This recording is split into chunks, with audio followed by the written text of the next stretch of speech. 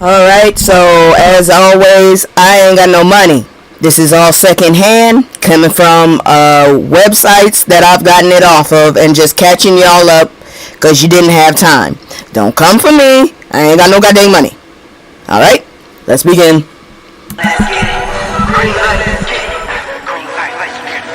Green light, let's get it. I'm the future, I'm in it. Check score, I'm winning. Green light, let's get it. I just win. I'm a fan. 10. Hey, what's up, y'all? As always, it's me, Kisu. I don't know what else to tell y'all. I'm just getting back up on my feet. I was like, I don't know. Life just knocked my ass down midway week, and I was sick physically. So anyways, how y'all doing? I hope you're having a good day. If not, it's not going to get any better with me. Seriously. I got about 3 stories that are going to piss you the hell off. And a few that might just make you laugh. I ain't even going to lie. So let's begin with the drama. Because I don't know how the hell these motherfuckers even got together. These two people just need to admit that they don't like each other for petty reasons, and that's that. They don't need to get together. People need to stop pushing them in each other's face. Look at this shit. I'm not joking. Lord have mercy. The Boy Is Mine tour in Chicago ends early after Brandy walks off stage. Tearful Monica sends love to vocal Bible. What the hell made Monica cry? That's the thing. I always figured she was the hard one. Anyways, we're starting with some concert drama that left fans shocked and confused. The Boy Is Mine tour hit Chicago at the United Center, and things went sideways in a major way. Brandy was performing one of her biggest hits, Baby, when she suddenly stopped mid-song and walked off stage. What the hell happened? She said something was wrong with the sound. Her microphone got cut mid-sentence and she didn't come back. The crowd was sitting here wondering what just happened. Now this tour is significant because it reunites Brandy and Monica after years of their complicated relationship. Let's call a spade a spade. These are two chicks that don't like each other for petty reasons. Let's leave it at that. God dang it. I don't know why they don't like each other, but truth be told, people need to stop just shoving them in each other's face. And why does Monica look orange as hell right there? Her arm don't, but her face do. They took a horrible picture that night. Anyways, so when Brandy disappeared, Monica had to step up and perform their duet For You I Will solo. But here's where it got emotional. Monica came out visibly shaken and addressed the audience directly. She talked about her long, complex journey with Brandy and expressed genuine gratitude for the opportunity to share the stage with her. I think y'all just need to leave each other alone, personally. Monica called Brandy the vocal Bible. I don't agree, which is a huge compliment. She opened up about how outside influences had affected their relationship over the years. I told you, petty. But still, she showed love and respect for Brandy's talent and legacy. I thought Monica was going to be the drama queen.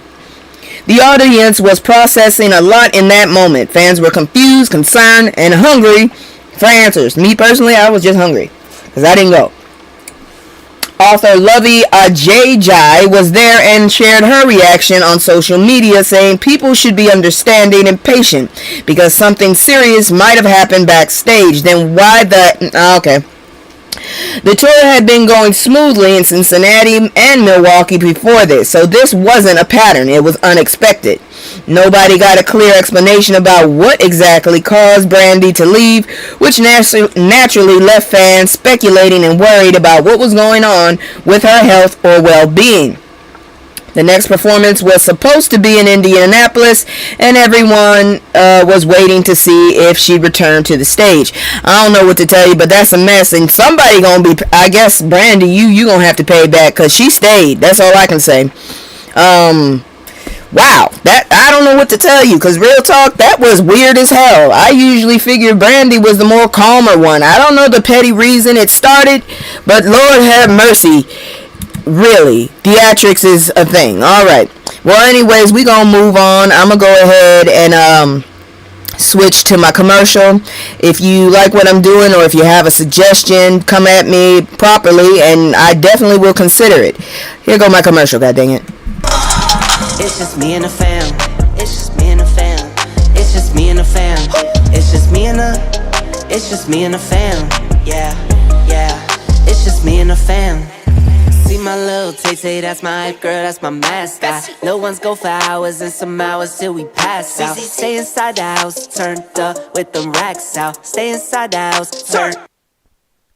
What did I tell y'all before? I told y'all this is a whole scheme. That bastard is basically trying to become a wartime president so we can't get rid of his ugly ass.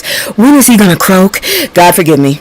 Anyways, perfect murder. Family of fishermen unalived in U.S. airstrike in the Caribbean speak out. You know what? It's a damn shame when these people actually sitting up there talking about America pride. What the hell? We bullies. God dang it. This is a heavy one, and it's raising serious questions about military operations and accountability. The U.S. military conducted airstrikes in the Caribbean targeting what they said were suspected drug boats. You know, you need to have proof, assholes. Involved in a narco-terrorist network smuggling drugs from Venezuela. But a family from Trinidad is calling for accountability because their 26-year-old son, Chad Joseph, was unalived on one of those strikes alongside another local man. That's not even the same country, you bastards. Now you're getting sloppy. Hey, Joker.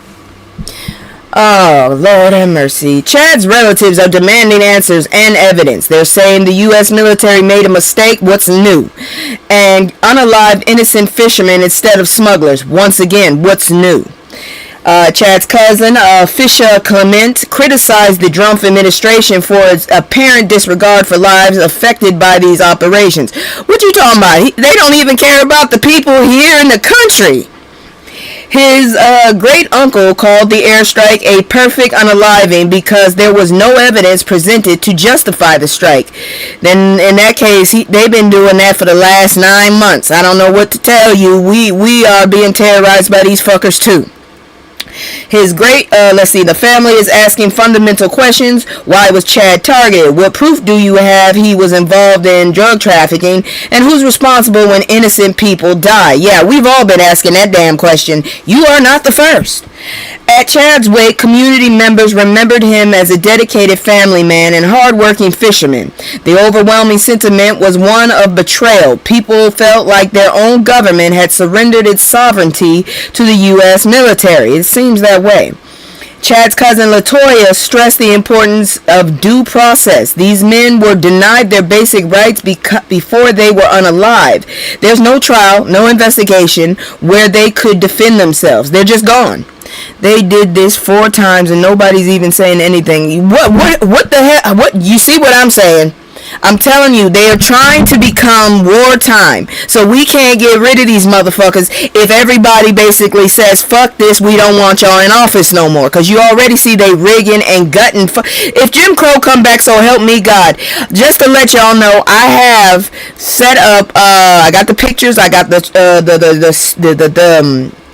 background, everything. I'm ready to launch Where the Hell to Move. I have at least 30 countries and cities we can move to, pros and cons. I believe I will start recording this week, health depending. But anyways, let's get on with this. Let's see here now.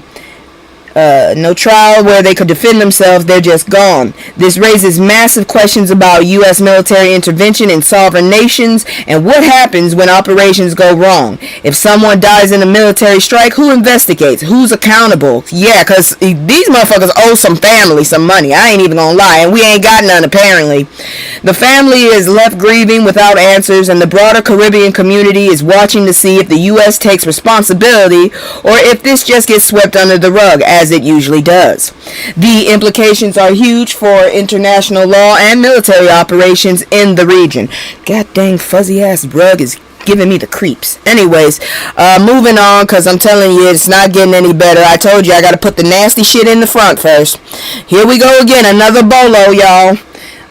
Missing new details emerge in disappearance of Kata Scott. Kata Scott. I hope they didn't find her. At least if they, I hope they didn't find remains. I'm hoping if they did find her, they found her healthy and, salvageable, just in case somebody tried to, do her dirty. A 23-year-old woman named Kata Scott from Pennsylvania went missing earlier this month, and authorities have arrested 21-year-old Keon King in connection with her disappearance. Philadelphia District Attorney Larry Krasner announced on October 17th the multiple alleged victims have come forward with reports involving King. This isn't an isolated incident. There's a pattern here. But did you find Scott? That's the problem. I want to know, did you find her? Can we celebrate a find? Scott was last seen leaving her job as an assisted living facility on October 4th. Potential. Her family reported that she'd been receiving harassing phone calls before she disappeared. Then she just stopped all calls and social media activity. King was the last person in contact with Scott before she went silent. Surveillance photos released to the public show Scott possibly in a vehicle associated with King, which is a major clue. Did you find her? And if you didn't, go keep looking. Shit. Here's what makes this case particularly troubling. Oh shit. King had previously faced charges of kidnapping and strangulation earlier in the year. This motherfucker should have been in jail. Why is he out? But those charges were dropped when the victim didn't appear in court. She probably was scared shitless. Now Krasner's office is refiling those earlier charges because they are a disturbing pattern of behavior. That motherfucker should have been in jail already, okay? Shit. This suggests King may have a history of targeting and harming people, you think? The fact that an earlier victim didn't follow through with prosecution and King walked free means other people may have suffered as a result. In other words, y'all trying to blame it on her, but you need to have been watching this motherfucker from the get-go. Did nobody report him about the I know I reported this, but I'm just wondering, did no one pay attention to the fact that she was getting harassing calls? Like, did no one make a move? Krasner praised the new law enforcement efforts, saying they're working around the clock with significant public support. He emphasized the multiple victims coming forward is unprecedented in this case and shows how the public's attention and engagement can help investigators. Find the goddamn girl. That's the thing. The investigation is ongoing and the goal is to find Scott and hold King accountable. This case is a reminder of how quickly situations can escalate and how important it is for families to report harassing behavior and suspicious activity early. Exactly. I don't understand. Did y'all not pay attention? Did she not report it? What the hell? I have a bad memory. My whole thing is like, were these calls not reported at some point? And why did they take a picture of her in a... Maybe that's the best picture. I don't know. But it looked like she's still in school. Looked like she a cheerleader. Real talk. But let's get on because we got one more. Missing black teen suspicious disappearance triggers Ebony alert. What the hell is an Ebony alert? Y'all trying to play with us? What the hell is an Ebony alert? I thought it was an Amber alert. When a child goes missing, it's an Amber alert. What the hell is an Ebony alert? We about to find out. California police are actively searching for 17-year-old Morgan Crenshaw, who's been missing since September 29th. Her family didn't report her missing until October 5th. Why? So she was gone for 4 days before anyone knew. I need to know why she was reported missing that long ago. Damn. The Anatoc Police Department has labeled her disappearance as suspicious, meaning they don't think this is a typical behavior for her. Something's wrong. The last message Morgan sent was on October 3rd, just 2 days before her family filed the missing persons report.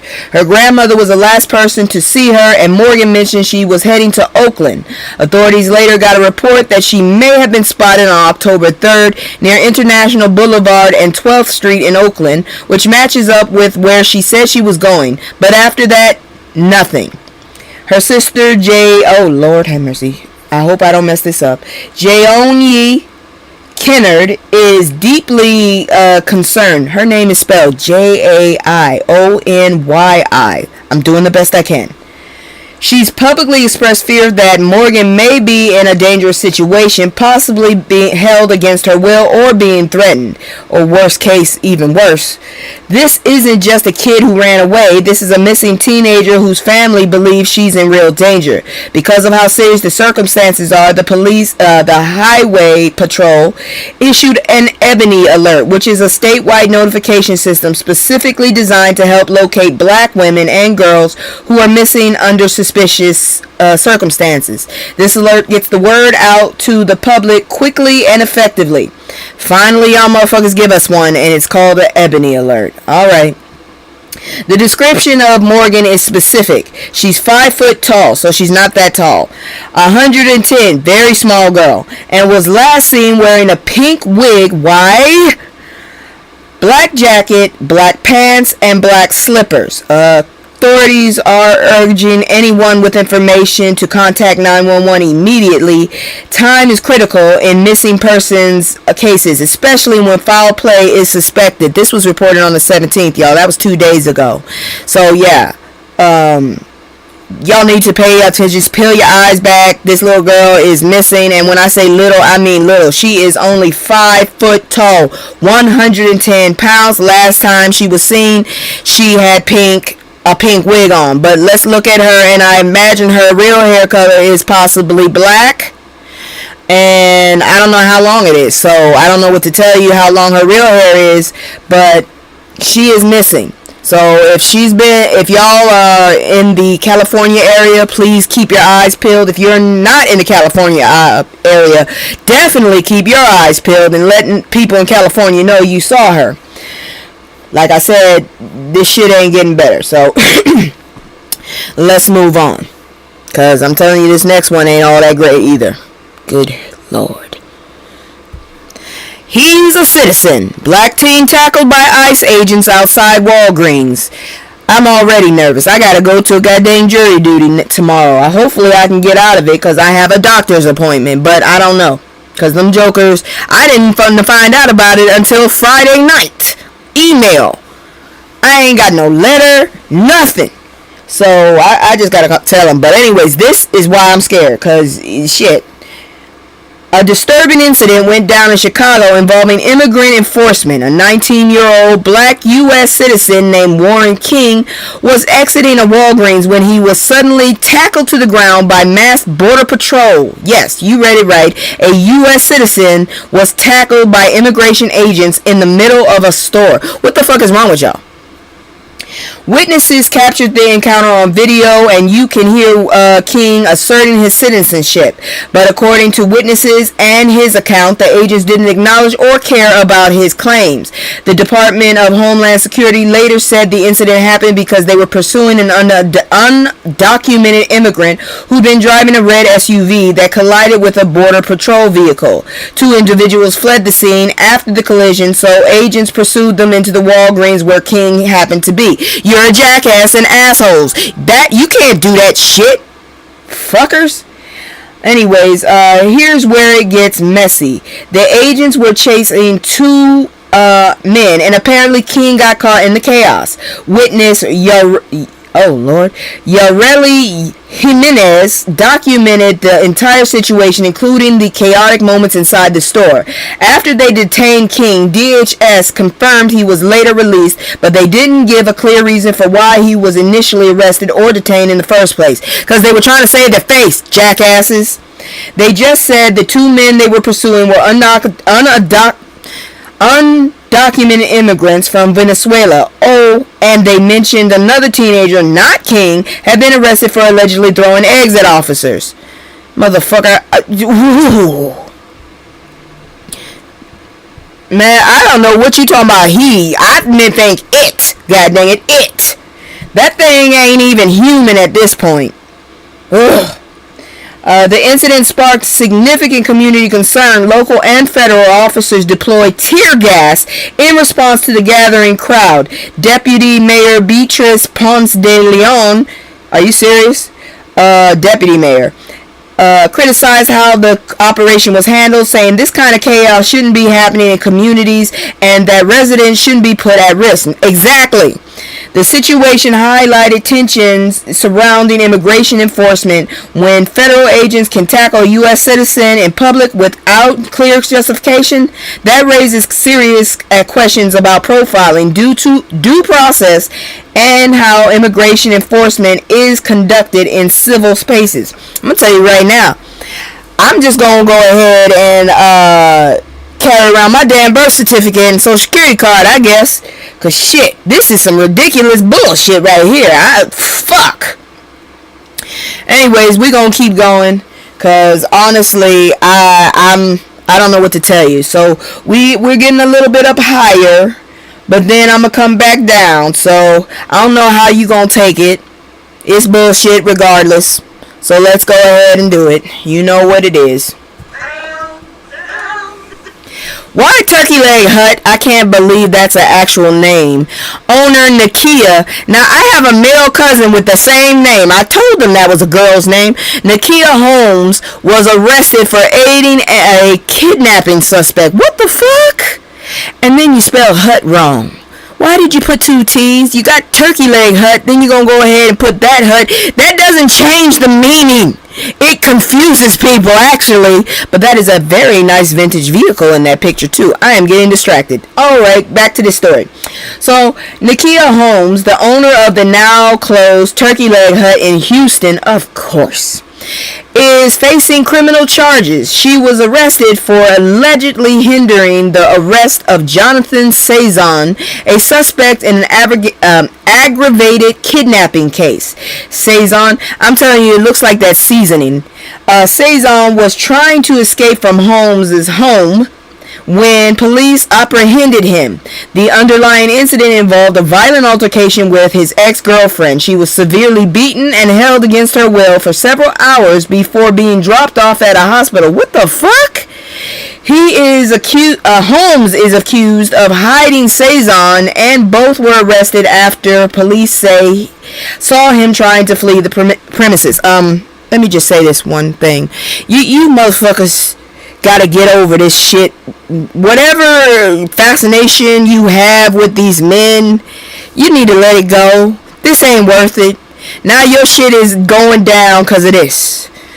Cezanne need to go deal with his own shit, apparently. I don't know if you're the new girlfriend. I just want to know, why the hell are you helping him beat up the old girlfriend? She ain't got shit to do with you. This relationship. What is his issue with her? Oh, there's so many questions. But anyways. Wait. Let's see here now. Now the Turkey Leg Hut is a big part of this story because the restaurant closed indefinitely November 2024, and the closure came after a series of serious problems. Oh shit, this woman is full of oh Lord. The landlord terminated the lease, and Holmes filed for Chapter 11 bankruptcy earlier that year. That year, not this year. The restaurant was cited for 35 health code violations, including improper food storage and infrequent cleaning. Never mind. You're a dumpster trash. You're a dumpster trash just along with him. God dang. Girl, no, this was never to exist. This heifer has horrible business. Jesus Christ. Oh, God forgive me. This is not right. On top of that, the eatery was involved in a lawsuit over outstanding debts totaling over $1.2 million. Did I also forget to say she did infrequent cleaning? Ew, you nasty heifer. A business that had operated for 9 years was falling apart financially and operationally. 9 years. I don't know who that dude is in that picture, but you fucked up with that. Whoever Cezanne is, you should be kicking his ass. I don't know what the hell is wrong with women sometimes. Good God. Anyways, but it gets worse. Holmes' ex-husband and former business partner, that's probably the dude in that picture, Lydell Price, is entangled in a federal arson case related to another restaurant. Price allegedly conspired to set fire to Bar 5015, a former business partner's establishment, back in 2020. All of y'all are corrupt. God dang. He's been indicted in a conspiracy to commit arson charges, and investigators are also looking into a fire that occurred at the Turkey Leg Hut's office in April 2024. I ain't gonna lie, I really want some fried turkey now. Which may also have linked to arson. So you've got financial trouble, health violations, a missing ex-girlfriend, an ex-husband facing arson charges, and now the owner facing charges for hindering an arrest in a kidnapping case. This is some fucking bullshit. What is this, a soap opera? Yeah, the whole thing was a mess. She would leave food out and used expired foods. Ew! I don't want none of that. That's why I lived in Louisiana, not Texas. Anyways, where else was it? The combination of financial distress, okay. The situation shows how quickly a successful business can collapse, and it raises questions about what was happening behind the scenes of this restaurant. Too damn much, apparently. The combination of financial distress, legal issues, and now criminal charges paint a picture of significant trouble. This sounds like a Tyler Perry movie that went way beyond just running a restaurant. This is gonna end up either on what's that channel, One, or it's gonna end up on Tubi. This shit is a movie waiting to happen, my lord. If somebody don't make some money off of this damn shit right here, you better. God dang it, somebody need to make some money off of it, because these motherfuckers is all kinds of corrupt just to make money. Oh, wait. Let me bring this down. Y'all know what time it is. It's time. I gotta give y'all a damn black terrorist alert. They terrorizing us again. Here we go, y'all.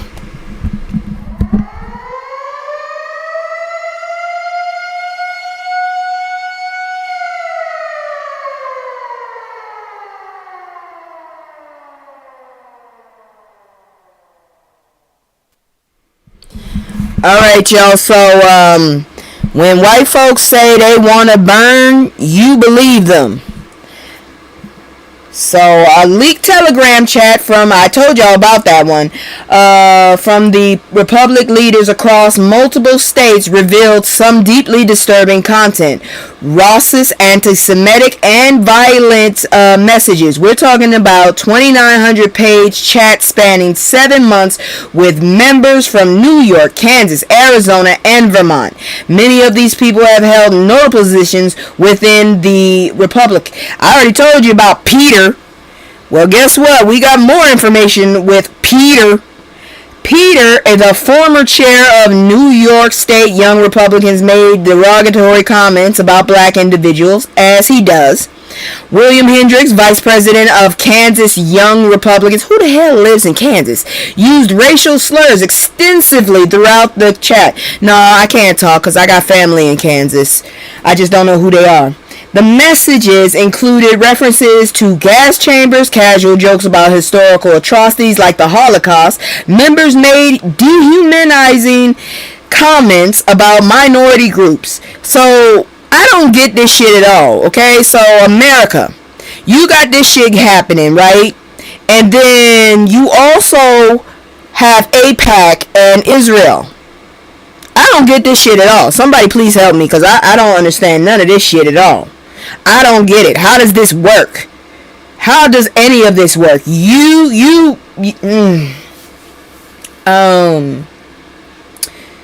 don't like Jewish people, but then the Jewish people over there in Israel are basically all up in our shit and fucking with our business and funding these motherfuckers. Y'all are so evil on top of evil on top of evil. That's a whole lot of evil. Shit.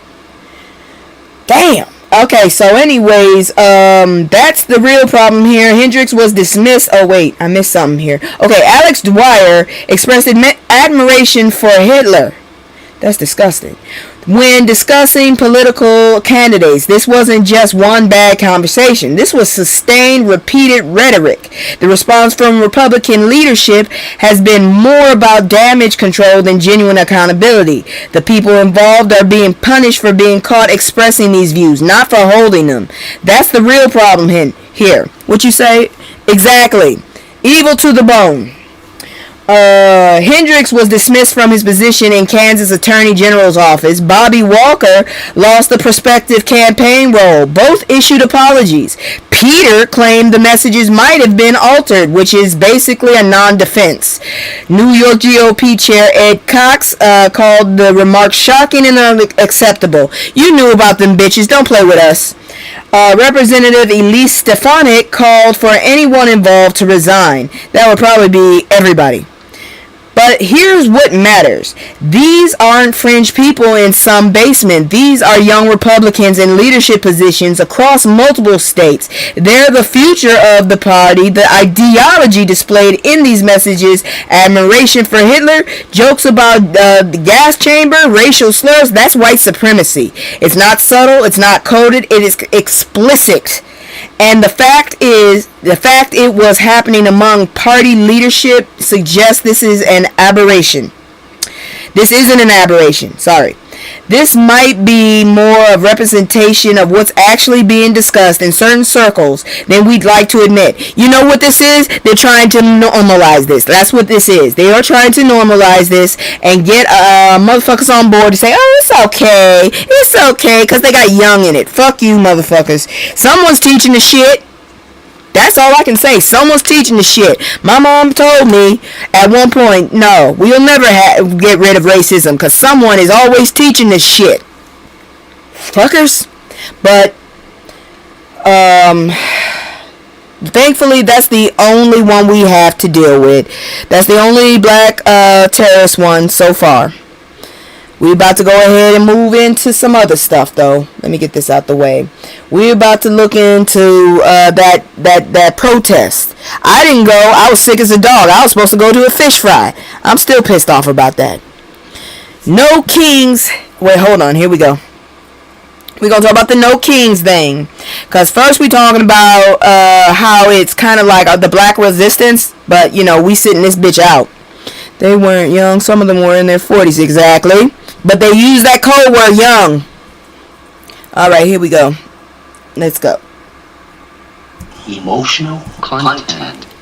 No King's anti-Drumpf protests follow in the footsteps of black resistance and organizing. I'm telling you right now, I be putting my little segments and stuff on TikTok. I don't think half my damn newscast gonna be able to make it anymore. I gotta find me a new outlet, I think. Anyways, millions of Americans took to the streets in a series of demonstrations called No Kings, protesting with critics labeled as fascist and authoritarian tendencies of the Trump administration. I'm still trying to figure out how y'all motherfuckers actually still fucking... God dang it, I'm still pissed off at that dumbass that didn't just prosecute his ass when they had time. What's his name? What's the dumbass that was supposed to prosecute him before he became president again? I forgot his name. That dude pisses me off every time I hear his name. Anyways, these protests coincided with the 30th anniversary of the Million Man March, and damn, I'm old. Million Man March. Motherfucker, god dang, I'm old. Anyways, this wasn't a small turnout. Wait, I missed some. A Million Man March, and were meant to evoke the spirit of nonviolent demonstrations that were pivotal during the civil rights movement. This wasn't a small turnout. We're talking about 7 million people who showed up to make their voices heard. Angela Angel, I'm not joking. That's the name of my brother and his wife. I'm not joking. I can't believe someone has the name. Shit. Angela Angel, a senior advisor for Black Lives Matter PAC. They got a PAC now? God dang it. Look, I honor the sentiment, not the organization. Emphasize the importance of gathering to assert that the current situation is unacceptable and that citizens still hold the power to challenge it. These protests emerged amid growing discontent with various actions taken by the Trump administration. What'd you say? Was it Jack Smith? No, it's the other dumbass. Not Jack Smith. I like Jack Smith. It's the dumbass with the girly kind of name. His name is kind of girly. Merrill. There it is, Merrill. That fucker. He get on my motherfucking nerve. Had he done his job on time, we wouldn't have had to deal with this shit. That dude. That one get on my nerves. I bet you they gonna get his ass indicted too. I can't believe they indicted that fuzzy motherfucker that looked like the colonel. I mean, that dude looked like he just stepped off of a damn Kentucky fucking plantation with a white suit. Even his eyebrows are fuzzy. Shit, that's a fuzzy man. Anyways, back to what I was saying. So These protests emerge amid growing discontent with various actions taken by the Trump administration, including military deployment in civilian areas and significant budget cuts affecting vulnerable communities. People are fed up. What you say? Yeah, Merrick Garland, that's the motherfucker. He the one that pisses me off. Had he done his fucking job, we wouldn't have been in this bullshit situation we're in now, because this is ridiculous. I know damn well nobody expected this bullshit. Even the racist asshole that started this country didn't expect this bullshit to happen. Anyways, people are fed up. You do realize that the people that colonized here were like the England's trailer park, right? The trailer park came over here. That's basically what happened. Then they went to Africa and they got the best and the brightest without even realizing it, and then they brought us over here. You got that? This is a fucked up... life is a soap opera. That's why I hate it. Anyways, let's see here now. Historically, protests have been vital tools for social change in America, especially during the civil rights movement in the 1950s and the 1960s. Oh, quick check-in. Yeah, the government is probably watching all of us now on the internet because of some kind of fucking act they put in their little big bill. Yeah. So they're checking for anybody that says anything that's anti-Trump or non-democratic, as they say. Yeah, so I don't give a fuck. But if you don't hear from me, call my mama. Anyways, let's see here now. The era showed cross-group solidarity against discrimination and violence, with people advocating for civil rights across marginalized communities. That was in the 90s, and the 50s and the 60s. Dr. David J. Johns emphasized that protest is a necessary form of expression for oppressed populations. It's essential to a democratic society.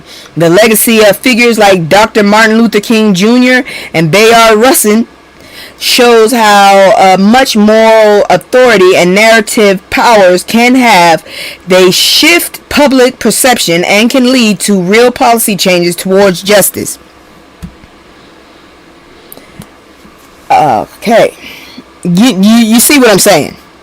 The Trump administration's assertive executive power and perceived disregard for institutional checks and balances galvanized this movement. Congresswoman Bonnie Watson Coleman, why they got so many names, expressed concerns about the Republic's majority capitulation to Trump and the Supreme Court's inaction, leading to fears about erosion of the civil rights. Advocates are warning that efforts to silence dissent and redefine protest as terrorism pose serious threats to democracy.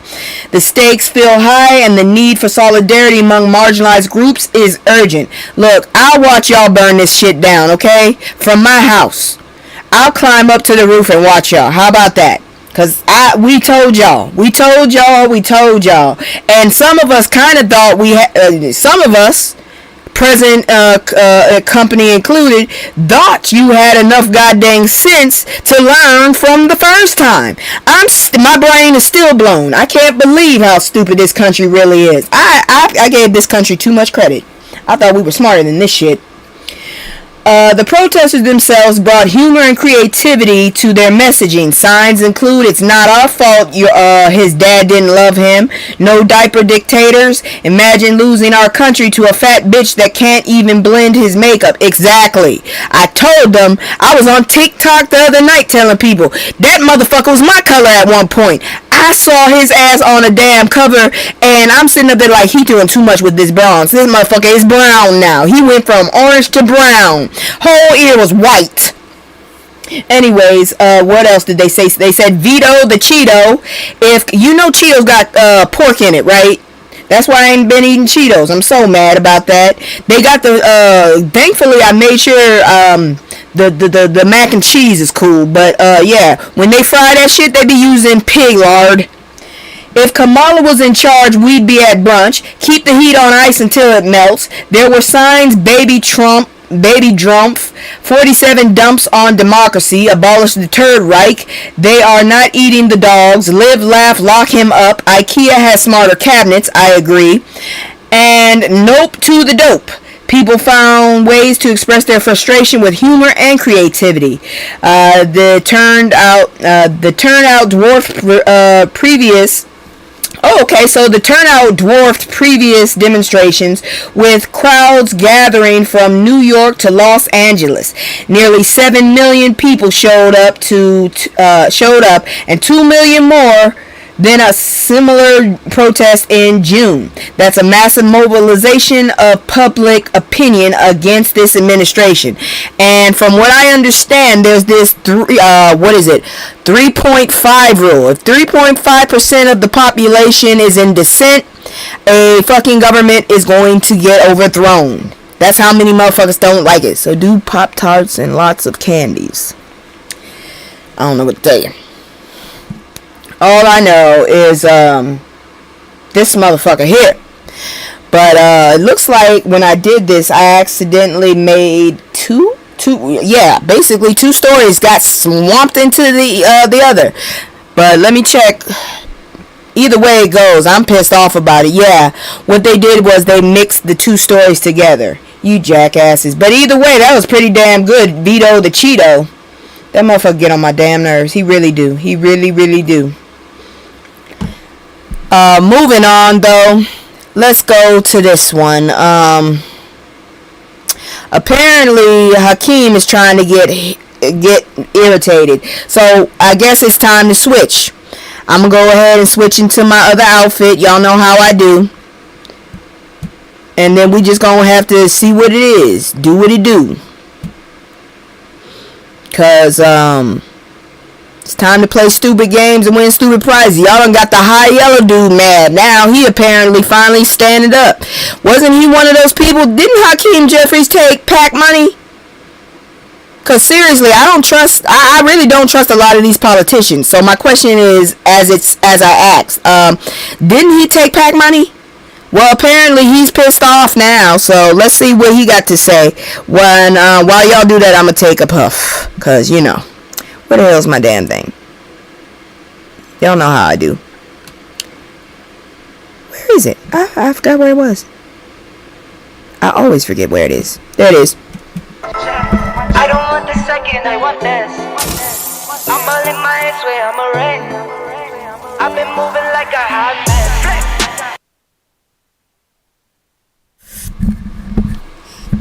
Hakeem Jeffries slams racist Republican and Trump's press secretary. They're ripping the sheets off. So I guess he finally, I don't know. I still don't trust this motherfucker. But if he trying, I'm willing to listen. So, U.S. Representative Hakeem Jeffries, the Democratic leader of the House, came out swinging with criticism of the Republican Party. He specifically condemned the racist rhetoric from young Republicans and emphasized that these actions reveal the true nature of many Republicans. He said they're essentially exposing their beliefs to the American public, and what's being exposed is alarming. Jeffries pointed to concrete examples, including a derogatory language towards black individuals and the recent discovery of a swastika found in a Republican congressman's office. He's framing that it's not as isolated incidents or embarrassing mistakes, but as indicators of troubling rise in political violence and hate. He's calling it what it is. Jeffries also targeted felon Donald Trump's White House press secretary Caroline Leavitt. That bitch.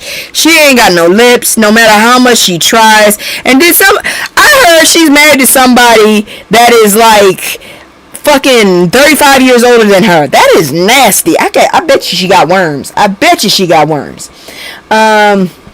Caroline Leavitt labeling her as sick and out of control. I told you she got worms. He took issues with her claims that Democrats cater to Hamas, terrorists, illegal aliens, and violent criminals, arguing that such statements are baseless and reflect poorly on the administration. Jeffries emphasized that the need for accountability with the Republican Party is urgent. Then I hope you stand 10 toes down, sir. I really do. He pointed out that rising political violence and hate speech in America are often linked to actions rhetoric of Republican representatives. He's connecting the dots between what's being said in leadership circles and what's happening on the streets. As the first African American to serve as a party leader in the U.S. history, Jeffries feels a particular responsibility to call out these issues head on. She is. She got a baby with him too. He probably thought she was his age. Ew! Oh, let's go. Oh, God, that's so gross. They got a baby. Is the baby okay? Is the baby normal? My mom told me that they turn into an M word that sounds very racist. Personally, but my mom told me if someone's too old, one partner is too old, then you end up with a mongoloid. That's what she said. I don't know what that is, but that's what she said, and it sounds very disrespectful. That word just sounds horrible. Oh, that's gross. Thank you for distracting the shit out of me. Damn joker. Anyways, let me try to get back. She knocked me off. Well, that's what you get when you hire someone named Joker. That's what happens. Anyways, this kind of direct condemnation from a party leader is significant because it puts pressure on Republicans to either distance themselves from these views or own them explicitly. Look, god dang it. I don't know what to do. Oh, good God. Still small. We don't know yet. Man, they better go get that kid checked. I don't even want to look at the kid. So, for real, I don't. I've seen it before. I done seen what happens when an old-ass man has a baby with a woman. I had a friend. Her baby came out looking like a grown-ass man. I'm just saying. A grown-ass man. I'm just sitting there being like, dude, seriously, what? That's not a baby picture. That looks like a picture of a dude that's in the casino. He just lost all his damn money. Woo. But anyways, yeah, so hopefully Hakeem keeps this up, because I don't trust his ass. I don't trust him or Cory Booker. But if you really from the Bronx, dude, just because your ass has got high yellow and green, act like your ass from the streets then, because we need that right now. These motherfuckers acting like they a whole goddamn Gestapo. We about to be Germany 2.0. That's what I'm trying to say. Judge Mathis checks Joe Brown for calling his wife a hoe. And I agree, because something wrong with Joe Brown. I don't know what the hell's going on with Joe Brown. And Mathis is that one, because at one point I thought he actually was gay, because the way he would snap on people and talk them down, I was like, damn, my lord. So if he's married, I'm like, hey, great, whatever, I stand corrected. But this Joe Brown, he just irritates me now. He need to go sit down. I think it's old man. It's the old man syndrome. All these old men need to go sit their asses down. That's what the issue is. God dang it. I'm glad this motherfucker got his ass called out. So Judge Greg Mathis recently defended his wife Linda Reese Mathis after Judge Joe Brown. You know, this is ridiculous that this shit is available, that we can see this shit, that we can hear this shit. This is some ignorant ass shit. We have really devolved instead of evolved. Linda Reese Mathis, after Judge Joe Brown made some disrespectful remarks about her. Brown speculated about Linda's gender identity in an inappropriate and frankly bizarre way, which triggered a strong response from Mathis. In an interview, Mathis expressed his regret if his reaction was seen as disrespectful, but he made it clear he wasn't going to engage in a public feud with Brown, as you should. Mathis compared the situation to a lion not fighting a monkey, indicating he views Brown's comments as beneath him and not worthy of a serious dispute. Exactly. Kind of look like a little monkey too, the way he looking like. But when he shared his actual concern about Brown, Mathis expressed worry about Brown's mental state. That's what I'm saying. The man that got so old, his brain, old man syndrome. Suggesting that making such comments could indicate underlying issues associated with aging, like dementia. He questioned why Brown would say such things and criticized his lack of fear in making baseless statements. Mathis highlighted the absurdity of Brown's remarks, particularly his reference to both Linda and Kamala Harris, and insisted that such judgments are unjustified, especially from someone who doesn't even know these women personally. family. The tension unfolds against the backdrop of Mathis and Linda's recent reconciliation. They had filed for divorce briefly, but worked through it. Mathis openly shared how emotionally painful that period was, comparing it to the grief of losing a loved one. Well, I mean, a divorce is like, it's the end of something, so it is the death of something. So you are losing someone, so I can understand that. He challenged Brown to confront him directly rather than making disparaging remarks from a distance. Say it to my face is what he said. Mathis's emotional statement underlines his dedication to his marriage and his resolve to defend Linda from public attacks. He's also subtly suggesting that Brown might have some personal issues that need attention, which adds another layer to his dispute. It's not just about defending his wife, it's about calling out what he sees as a reasonable and potentially mentally concerning behavior from another public figure. I ain't even gonna lie, I do think this man may have dementia. This guy might have Alzheimer's for all I know. And with Mathis, I've never really liked him, but because he is so meticulous when he hits you back, I can't handle it. But I won't disparage him. The man is very meticulous and he knows his shit. So I don't know what the hell Judge Joe Brown is doing, but he need to go sit his ass down. Like a bunch of old ass men need to do. They all need to go sit their ass down. Please. Where is my sound effects, god dang it? Because I missed that one. I just need all of y'all to just sit your ass down. Where's my sound effects? Let me see if I can get that. Can I get that? Yes, thank you. There we go.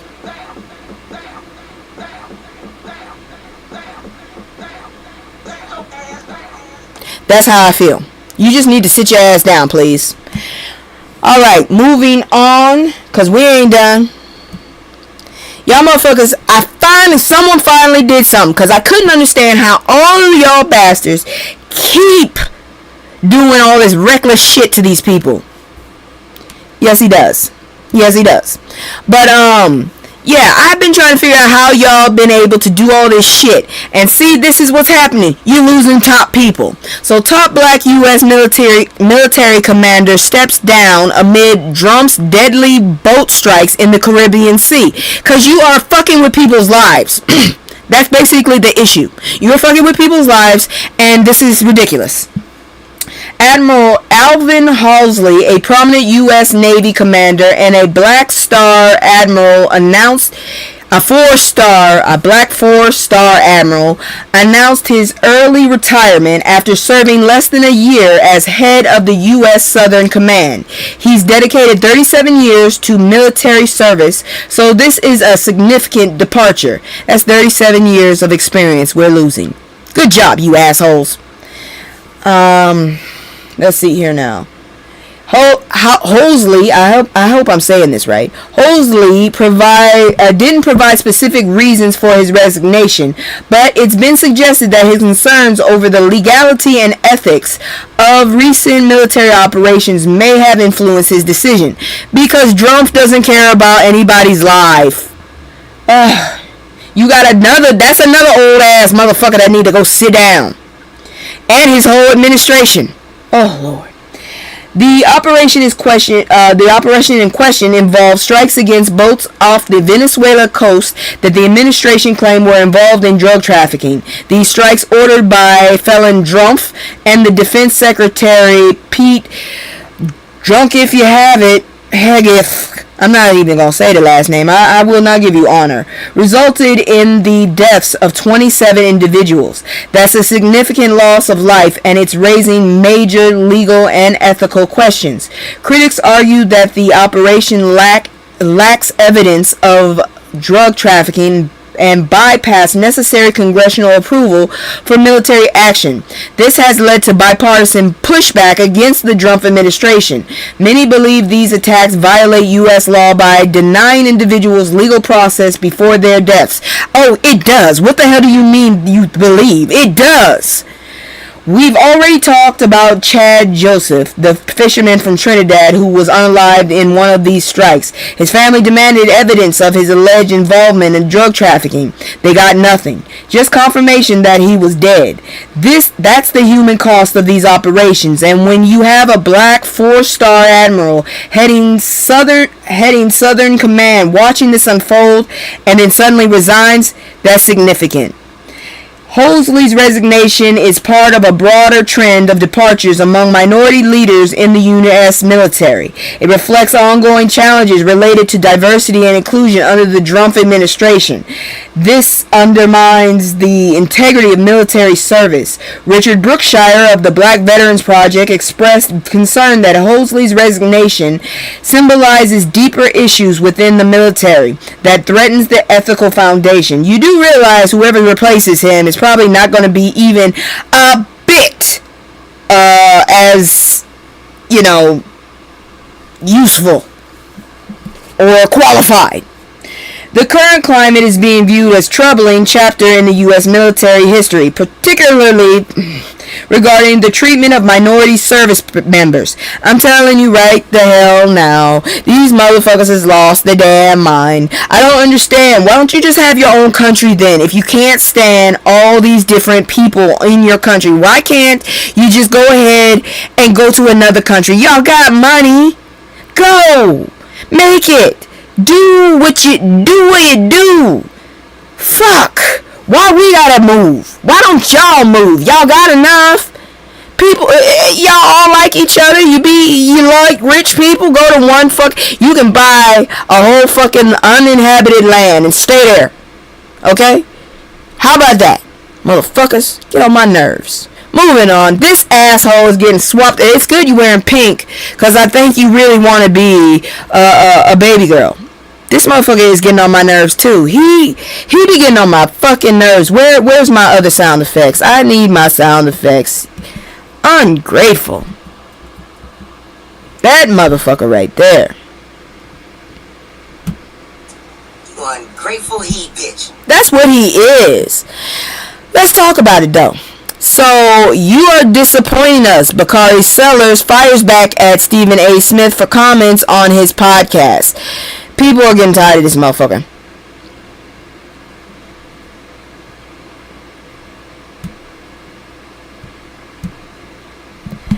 So, Bakari Sellers has escalated his criticism of Stephen A. Smith after Smith responded to Sellers' previous remarks on his podcast.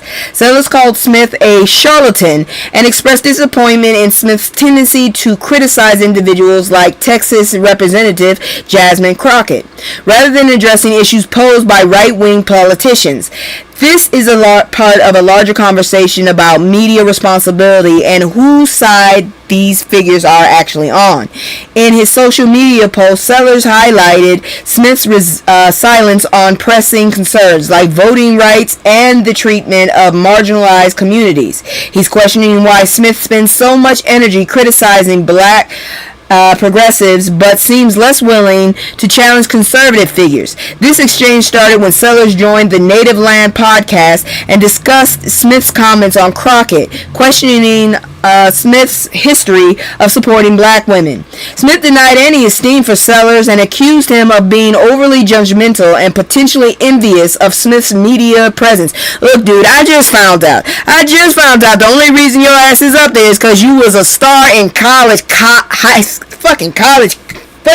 basketball. I don't know where the hell your ass came from.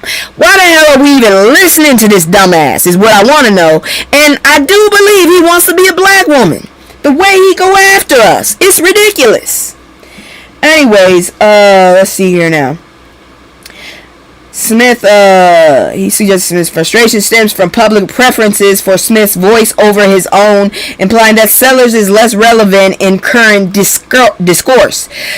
Smith also pointed out that he was giving Sellers attention by discussing him, which he framed as a service rather than an insult. That's a pretty dismissive take on a legitimate criticism. Sellers responded on social media clarifying that his issue isn't with Smith's platform, but rather how he employs it. He expressed disappointment that Smith often undermines those actively working in the communities for change while seemingly seeking validation from conservative figures. Sellers emphasized the importance of honoring the legacy of black civil rights leaders and articulated his desire for Smith to align more with those who have genuinely contributed to social progress. This ongoing dialogue reflects broader themes about representation, responsibility, and the role of media figures in advocating for marginalized communities. Essentially, Sellers is saying, use your platform for good. Don't punch down at people doing the work, and don't chase approval from people who don't have your best interest at heart. And that's true as hell. Because this motherfucker, all he does is be nipping and biting at black women's ankles. He is. He really is. This dude is getting on my fucking nerves. Real talk. Shit. He's starting to remind me of a trash can panda. I'm just saying. And here we go with this shit. Y'all motherfuckers is playing too damn much. OpenAI blocks MLK Jr. deepfakes following disrespectful depiction. You knew it was coming. You knew eventually one of these assholes was going to do something. OpenAI announced that it's restricting the generation of videos featuring Martin Luther King Jr. via its Sora app. This decision came after crude and disrespectful AI-generated deepfake videos started appearing that misrepresented King in negative scenarios, shoplifting, evading law enforcement. That's absolutely disgusting. These fake videos were condemning King's legacy by presenting him in situations designed to undermine his character and message. MLK's estate, represented by his daughter Bernice King, called out the disrespect and demanded action. OpenAI acknowledged the importance of free speech but understood that estates should have authority over the use of public figures' likenesses. That's a reasonable position. The Sora app is currently in an invite-only testing phase, and it allows users to create deepfake videos using their own voice and facial recordings. Initially, the app permitted creation of video featuring celebrities and historical figures without their consent, but that policy has been revised to require opt-in consent from right holders. This is a shift towards greater ethical consideration in content creation. Of course they don't. Of course they don't. The backlash against deepfake videos continues beyond just MLK. Zelda Williams, the daughter of late actor Robin Williams, voiced her frustration on social media, urging people to stop AI-generated videos of her father. She said it doesn't align with his wishes. Families of deceased public figures are expressing their distress over the misuse of their loved ones' images. This situation highlights ongoing concerns with the AI industry regarding rapid technological advancement and the necessity for robust safeguards to protect the dignity of individuals, especially those who have passed away.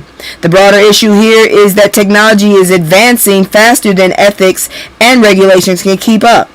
We can create convincing deepfakes of dead people, and there's nothing stopping us except conscious and corporate policy. MLK's family shouldn't have to fight to protect his image from being mocked in fake videos.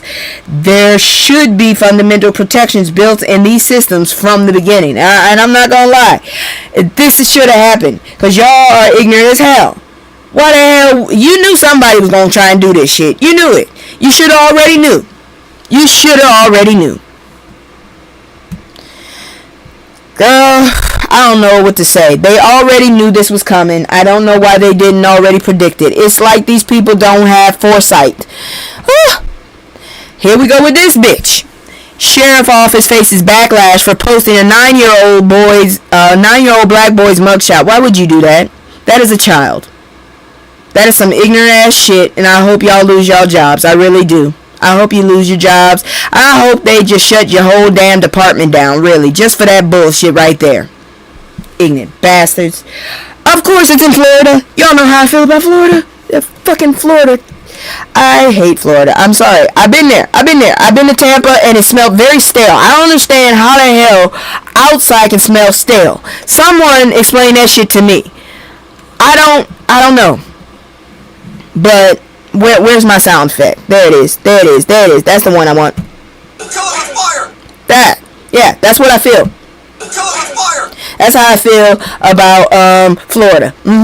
So, a Florida sheriff's office is facing significant criticism after posting the mugshot of a 9-year-old black boy arrested for allegedly bringing a knife to school and threatening classmates. You whoop his ass and you send his ass home and you suspend him. The Putnam County Sheriff's Office reported that the child was apprehended on October 9th and charged with aggravated assault with a deadly weapon with intent to unalive. According to authorities, during a recess altercation, the boy displayed a pocket knife and threatened another student. Another student also reported a similar encounter. After arrest, he was booked into jail and later released to a parent while awaiting his court date. What the fuck? Okay, I can understand taking him to the police office and having him sit his ass down there, maybe handcuffed to the chair, but not in prison. What the fuck is wrong with y'all? But here's where it becomes controversial.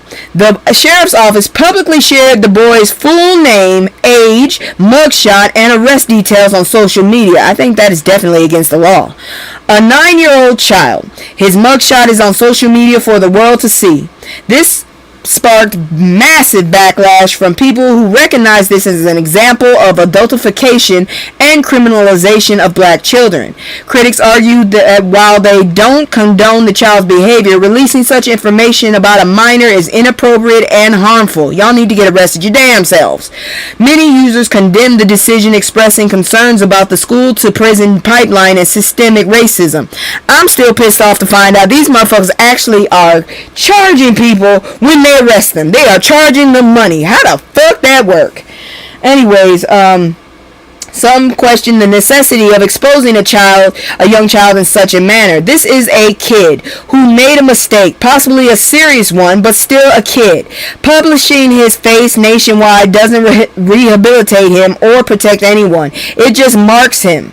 Florida law does not allow law enforcement to release names and photos of juveniles charged with felonies, though families can request removal of such images.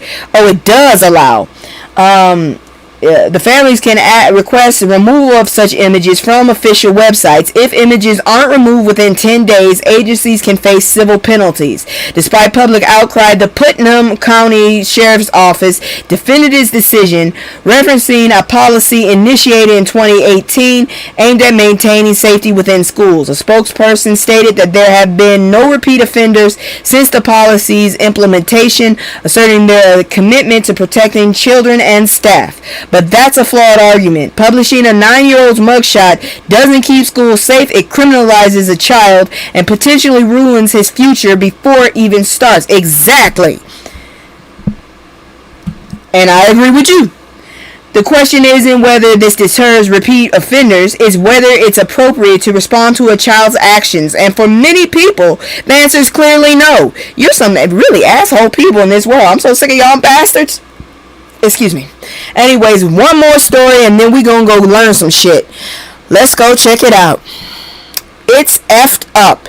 Kamala Harris slams Trump's administration's health policies. They got some? Cause so far I haven't heard shit about them trying to help us, other than just trying to get that money. That's the only thing I done heard about. Former Vice President Kamala Harris opened fire on Robert F. Kennedy Jr.'s leadership at the Department of Health and Human Services during a book tour event in Washington, D.C. on October 15th. She condemned the Trump administration's approach to health and science, drawing a personal connection to her late mother's work as a cancer researcher. This isn't abstract criticism for Harris, it's personal. Harris expressed deep frustration over the administration's denial of science and dismissal of scientists. She said this approach is not only harmful, but can lead to a loss of life. I think it's already started. Specifically, she highlighted actions related to cancer research and how the ongoing misinformation perpetuated by those in power is detrimental and could have serious consequences for public health. She's essentially saying, I watched my mother dedicate her life to saving lives through science. Now I'm watching this administration undermine that work and deny the very foundation of scientific progress. That's infuriating. Her poignant remarks resonated with audience as she underscored the gravity of the situation and the need for accountability in leadership. She's connecting the dots between rhetoric and real life consequences. When you have people in charge of health policies who don't believe in science, people die. It's that simple. During the event, Harris also reflected on her own candidacy for presidency, mentioning that some have regarded her as one of the most qualified candidates to run. Podcaster Kara Swisher playfully acknowledged the compliment, and Harris responded affirmatively, reinforcing her belief in her capabilities and commitment to public service. Look, I know how I feel about her, but I'd rather her be president than that jackass we got now. And I knew that when I voted for her, because god dang it, I might not agree with a lot of shit, and I might not really like her ass, but I knew she could do her fucking job. Shit. Harris is using her platform to sound the alarm about what she sees as dangerous anti-science ideology taking hold in the government. This isn't just poignant disagreement. This is about fundamental questions. Should science guide health policy? Should we listen to experts who've dedicated their lives to understanding disease and treatment? The Trump administration is saying no, and Harris is saying that's a recipe for disaster. Who the heck? She ain't the only one. That's for damn sure. I'm sitting up here like he trying to kill us. But that's it for the news on that side. I'm going to go ahead and slip back into my regulars, and then we going to go ahead and learn some shit. Because the next stop is history. They finally doing it again. This week in Black History, thank God. They get on my nerves when they do that mess. But anyways, here we go. Let me go ahead and do my history song. Where the hell is it? I always forget where it is. I don't know why I do this. Every week I talk about this, and every week I forget to do it. Anyway, here we go.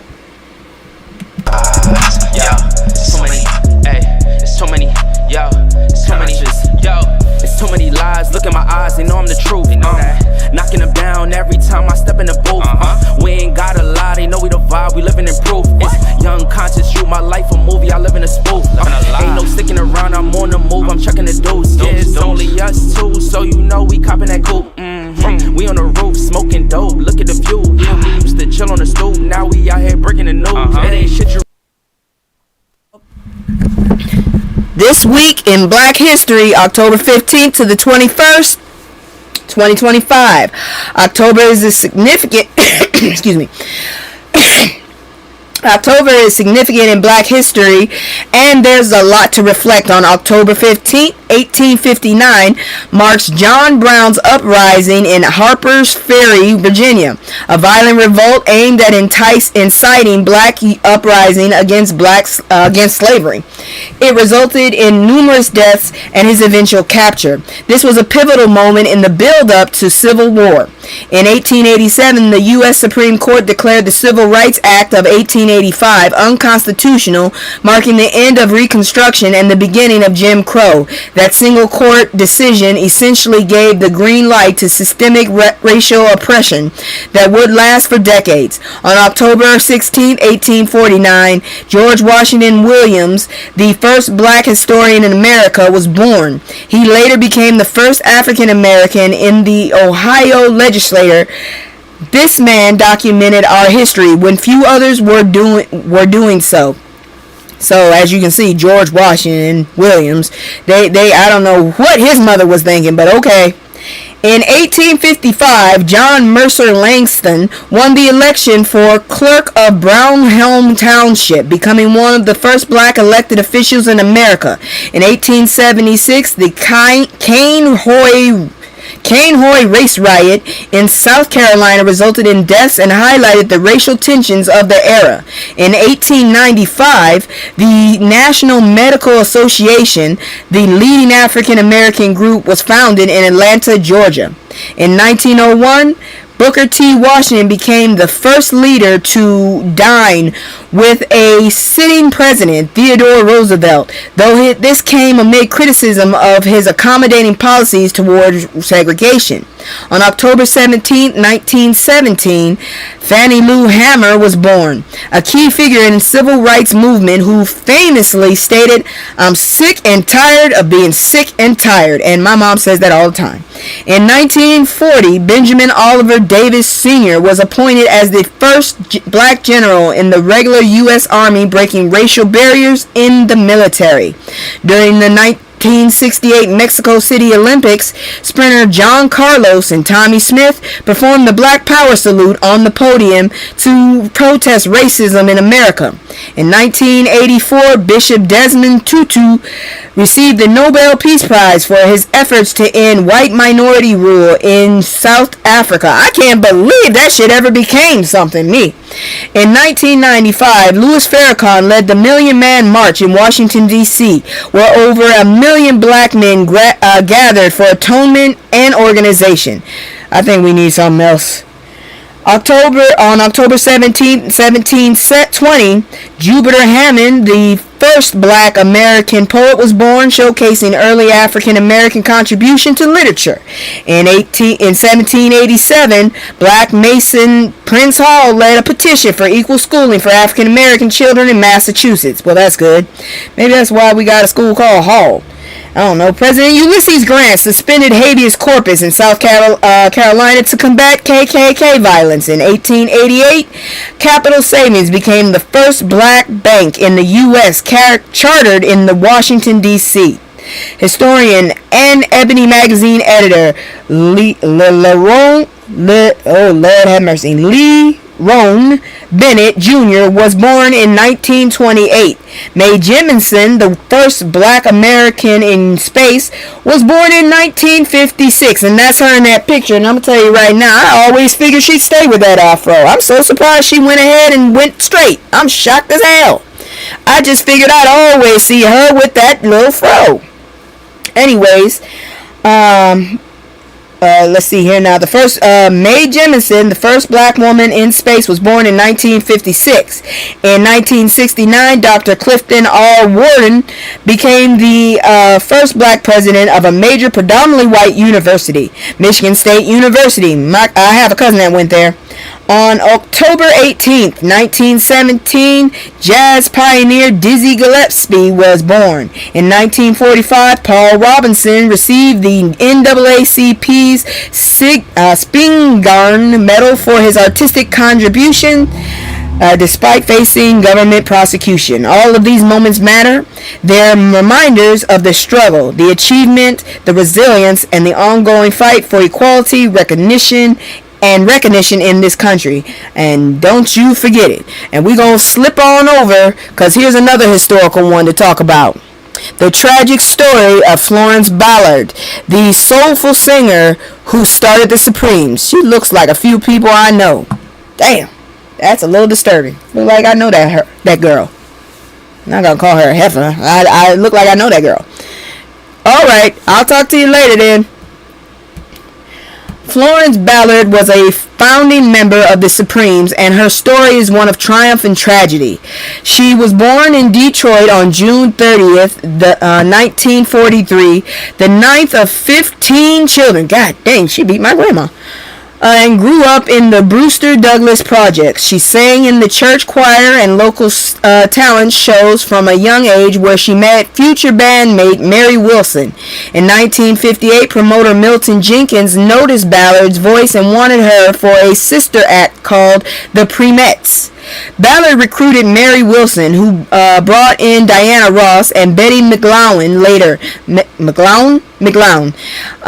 to join. They auditioned for Berry Gordy of Motown Records in 1960 with help from Smokey Robinson. Gordy was impressed, but waited until 1961 to sign them. But before the success, at 17, in 1960, Ballard was raped after getting separated from her brother at a dance. This traumatic incident completely destroyed her, according to Mary Wilson. It changed her personality and her relationship with her bandmates. The group couldn't understand what was happening with Florence. She stopped singing for a while, and they had to work hard to get her back. The trauma followed her throughout her career. The Supremes struggled initially, and the lead vocal rotating among members. Diana had a high-pitched voice that eventually became iconic. I just didn't. Her voice is okay. I don't dig it. Florence Ballard had a deep, soulful voice compared to Etta James or Aretha Franklin. I could get down with that. But when they achieved their first number one hit in 1964 with Where Did Our Love Go, it was Diana Ross on lead vocals. That marked the beginning of Ross's rise to stardom, and cracks immediately started forming in the group's foundation. Florence felt the Supremes were no longer a group. Diana had become the complete lead with complete control. Berry Gordy clearly favored Diana Ross, and Florence knew it. She had issues with Diana's prominence and began to rebel, including drinking, which some believe caused her temper to flare. By the late 1960s, Florence was fed up with Gordy's constant criticism, especially about her weight. He called her too fat for being a size 12. Can you imagine? Shit, I'd love to go back to a size 12. I'm 14 right now. A record executive criticizing a woman's body instead of supporting her talent. Gordy knew how to provoke her and tried to control her by threatening her if she didn't comply. Florence refused to be controlled like a puppet on a string. By 1967, after an appearance in Las Vegas, she had had enough. She poked her stomach out on stage in defiance after being called fat. Gordy was outraged and sent her home, replacing her with Cindy Birdsong. Are you serious? Florence believed Gordy was grooming Cindy to take her place all along.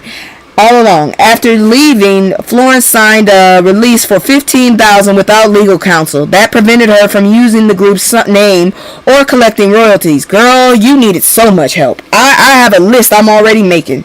The decision proved absolutely detrimental to her career. She attempted a solo career, married Tommy Chapman in 1968, who tried to manage her, but her first singles flopped, partly because she couldn't use the Supremes name for marketing. She lost her record contract, her fortune, her marriage, and her home. Her drinking worsened as everything fell apart. Florence Ballard passed away on February 22nd, 1976 in Detroit at the age of 32. Damn, she was young. She never got to see the full scope of her legacy or what the Supremes would become in history. Her death brought Mary Wilson and Diana Ross together to pay respects. They'd barely spoken since the group broke up. Florence's legacy continues, most notably as the inspiration for Effie in Dreamgirls. A role for Jennifer Hudson won a Best Supporting Actress Golden Globe in 2007. Hudson dedicated her award to Ballard, stating, "This award is for Florence Ballard. You will never be forgotten." That's powerful. That's recognition. But Florence never got to hear those words or know how they would inspire generations. I'm going to tell you right now, this woman right here, what she needed first, she needed therapy. She needed therapy for what that man took from her, because he took something from her. She never got that back, and she never got back on track for it. Kind of looked like my friend Trista a little. What else? She needed legal backing. Somebody who actually had her back and could say, hey, this ain't right. She needed people. She needed people who had her back for real. This woman she could have gone further. She really could have. But what she needed was people to help her every step of the way. And they weren't there. And I'm sorry that happened to her. Rest in power, Queen. Alright, we're going to move on into good news. We got a few stories that we're going to highlight tonight, helping the black community. So let's check that out, and I'll be right back. Right.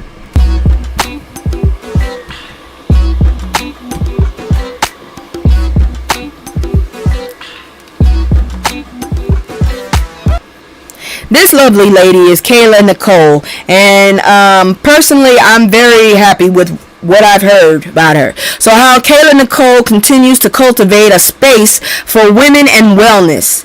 Kayla Nicole is a 33-year-old TV personality and sports journalist who's been redefining her career trajectory.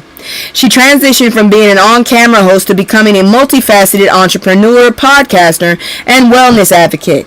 In a recent interview, she emphasized her commitment to cultivating community through her mental health platform, Tribe Therapy, and her podcast, The Pregame with Kayla Nicole. Her mission is to create safe spaces for women to feel seen and respected while encouraging personal growth and self-awareness. Nicole gained recognition as a sports journalist for major outlets like ESPN and BET, but she became a notable figure in pop culture following her relationship and public breakup with NFL star Travis Kelce. So oh my God, he left you. Oh Lord, have mercy. Boy, is he stupid. All right. What started as a fitness challenges during the pandemic had transformed into a full lifestyle brand focused on wellness and community. Her podcast serves as an honest and humorous space where she discusses topics like heartbreak and growth, appealing primarily to women aged 20 to 45. Through Tribe Therapy, Nicole aims to provide accessible mental health resources for women who struggle to become who struggle to afford therapy. She highlights the importance of community support during tough times, sharing the healing becoming easier when not done alone. Reflecting on her journey, she stresses the need for women to embrace their individuality rather than trying to be replicas of someone else. Authenticity and personal empowerment are key elements of her message. What's interesting about Kayla's evolution is that she didn't just capitalize on her relationship with Kelce and move on. She took that moment of public exposure and built something meaningful, a community and resources for other women. That's transformative.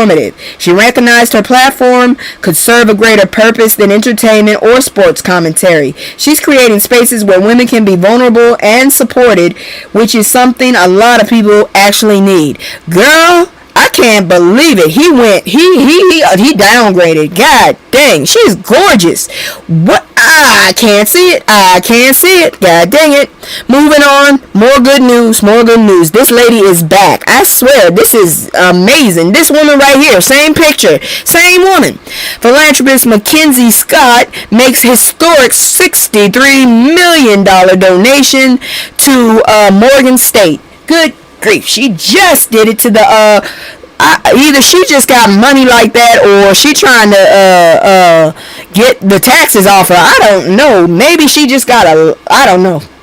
But billionaire philanthropist Mackenzie Scott made a groundbreaking donation, $63 million, to Morgan State University. This is the largest single gift in the institution's 157-year history. This follows her previous $40 million contribution in 2020. Scott's commitment to supporting historically black colleges and universities doesn't stop there. She also recently donated $70 million, which I reported, to the United Negro College Fund. She's serious about this work. Morgan State's president David K. Wilson expressed gratitude for this significant support, stating that receiving two historic gifts from Scott reflects her confidence in the university's leadership and future direction. What does this woman do? Maybe I can work for her. Shit. This unrestricted donation gives the university tremendous flexibility in how it allocates the funds. They're planning to enhance their endowment, expand student support services, and invest in research addressing critical issues like climate change, urban health, and educational equity. Under President Wilson's leadership, Morgan State has effectively leveraged previous donations to initiate significant programs, including the Center for Urban Health Equity and the National Center for Elimination of Education Disparities. The 2020 donation attracted additional funding from prominent alumni such as record $20 million gift from Calvin Tyler and his wife Tina. Furthermore, Morgan State announced plans to establish the country's first public nonprofit medical school at an HBCU. I was supposed to go to Morgan State, but no, I had to go to Howard. Ugh.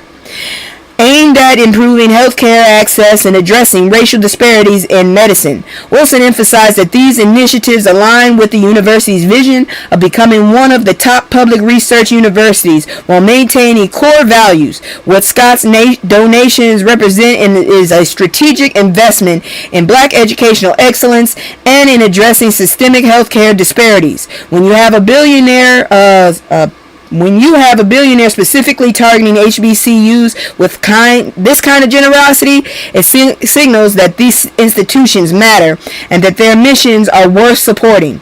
Morgan State is positioned to make real changes in how we approach health, equity, and educational access, even though these jackasses are trying their damnedest to destroy it. Now, let's see here now. Is that it? Yeah, that's pretty much it for the good news. We're going to move into celebrity news. And I'm not smiling because of that. I'm just smiling because this news is almost over and we have better news on the way. So let me go ahead and do my little commercial. If you like what I'm doing or if you have some suggestions to get, more eyes, then hit me up in the suggestions, the area. You know what I'm saying. Just check me out. Talk to me. Let me know what you feel. And I might actually take your suggestions because I have changed up a lot because of people's suggestions. Check out this commercial real quick and I'll be right back. It's just me and the fam. It's just me and the fam. It's just me and the fam. It's just me and the fam. Yeah, yeah. It's just me and the fam. See my little Tay-Tay, that's my hype girl, that's my mascot. Little ones go for hours and some hours till we pass out. Stay inside the house, turned up with them racks out. Stay inside the house, turned.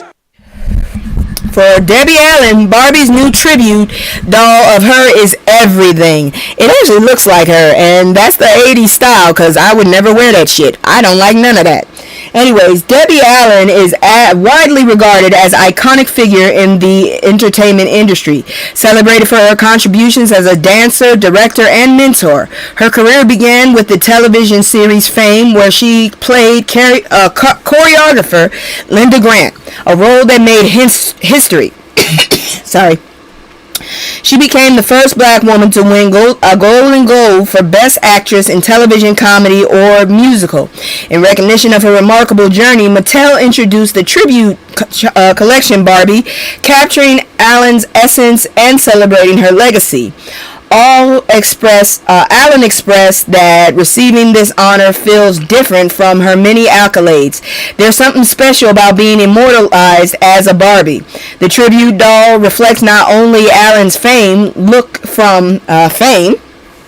but also represents diverse versions of herself throughout her career. She sees her Barbie as a manifestation of her various roles, from world-renowned dancer to nurturing mother. She emphasizes the importance of representation for children.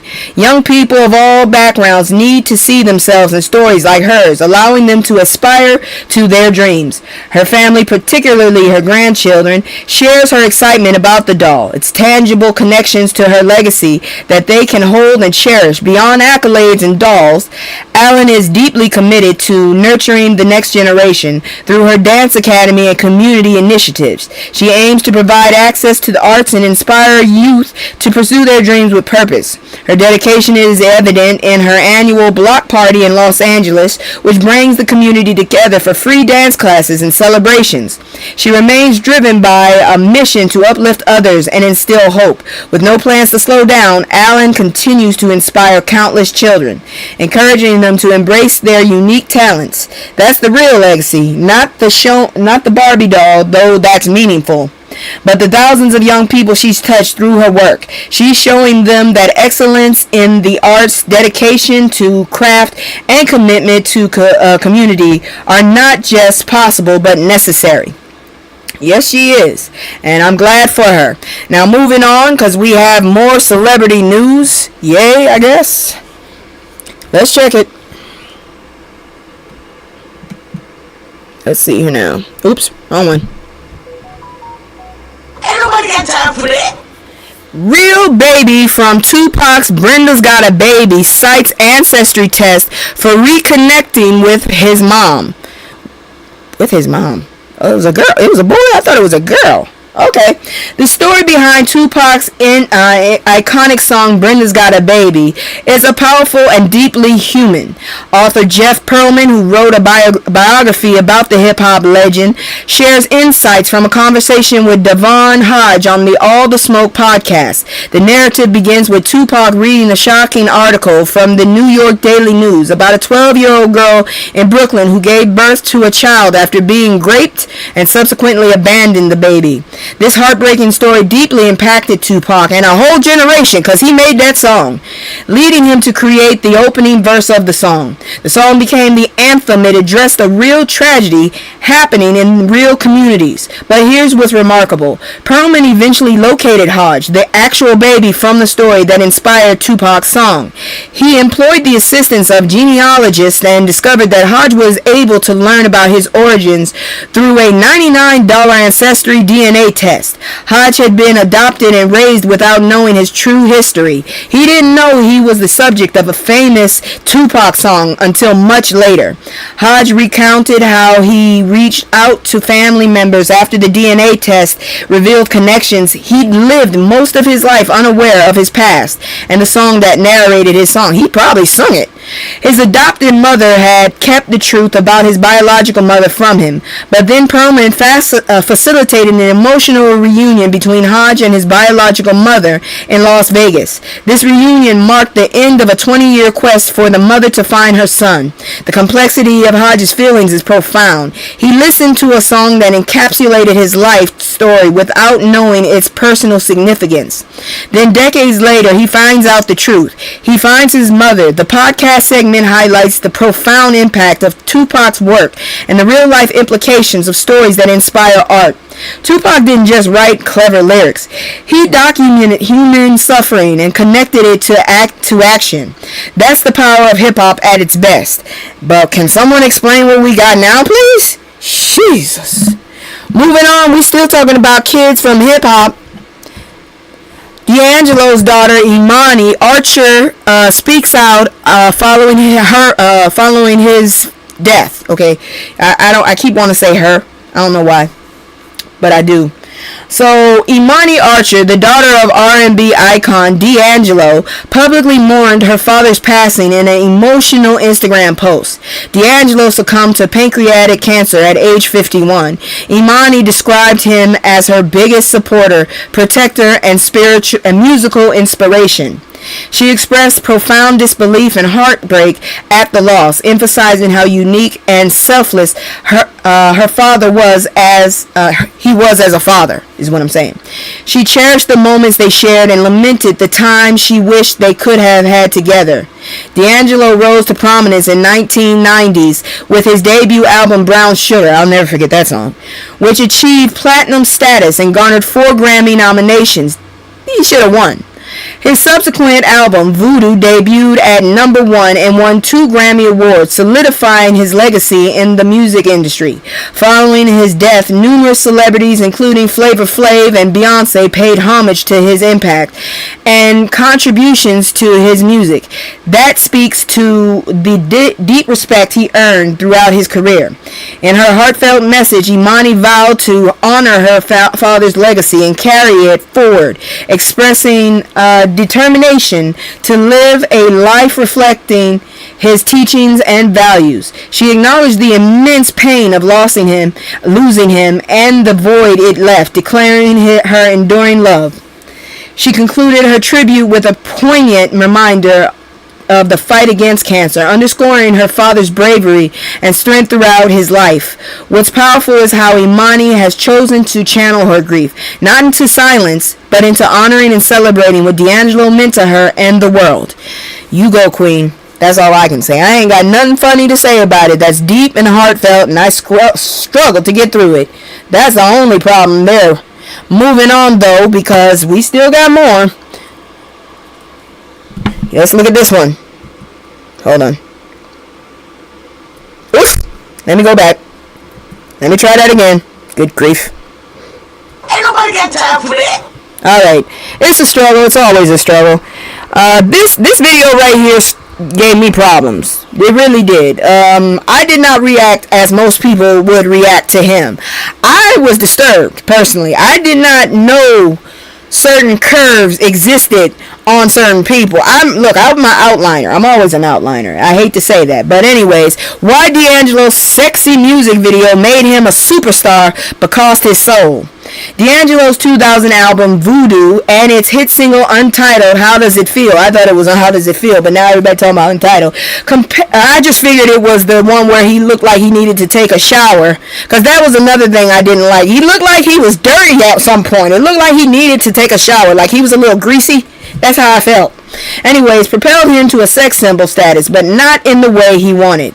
The iconic music video featured a chiseled, nearly naked D'Angelo singing directly into the camera.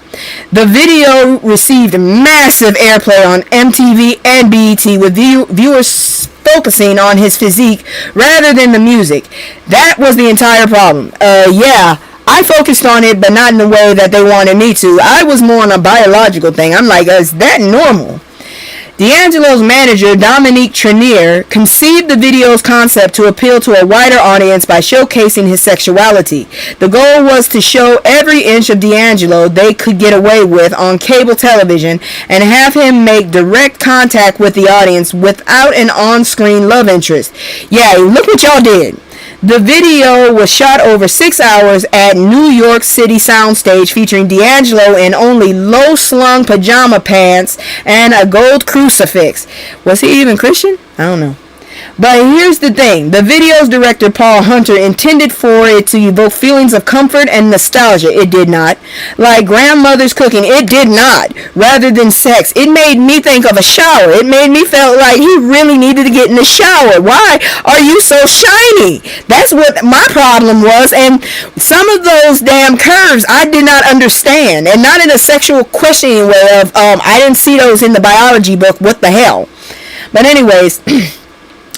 D'Angelo confirmed that they wanted this to make you feel like grandmother's cooking rather than sex. Yeah, that was unaccomplished. It was not accomplished. D'Angelo confirmed that the discussion on set were about church and the spirit being conveyed, with nudity serving as a veil. You should have had a veil in there then. The video opened with a shot of his cornrows zoomed in on his lips and abs and made him an object of affection. I really wanted to know why you kept licking your lips, really, me personally. Damn, they big. Anyways, before the video, D'Angelo was known for his music. He was a natural introvert who used his artistry to connect with his audience. Ali Shaheed Muhammad from A Tribe Called Quest described him as a shy, humble guy and just a regular dude who loved music. D'Angelo never truly embraced his sex symbol status because he was all about his music. But during the Voodoo tour, fans demanded he take it off, diverting from his artistry. Tour bandleader Questlove noted that D'Angelo felt pressure to maintain his physique, performing crunches before shows. Eesh! That sounds painful. D'Angelo became increasingly uncomfortable with his sexy image, feeling it overshadowed his talent. He expressed frustration when a fan threw money on stage, stating, "I'm not a stripper." Upon returning home, D'Angelo struggled to shed his sexy alter ego and simply be himself. The internal conflict between the image the world created and who he actually was led to personal difficulties.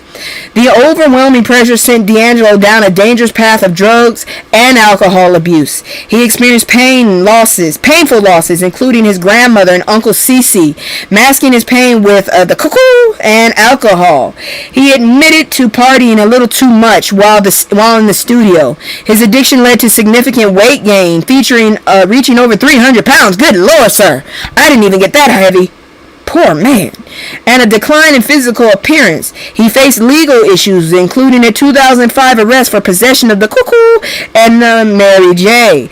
and DUI, and a 2010 arrest for solicitation. Good Lord, man.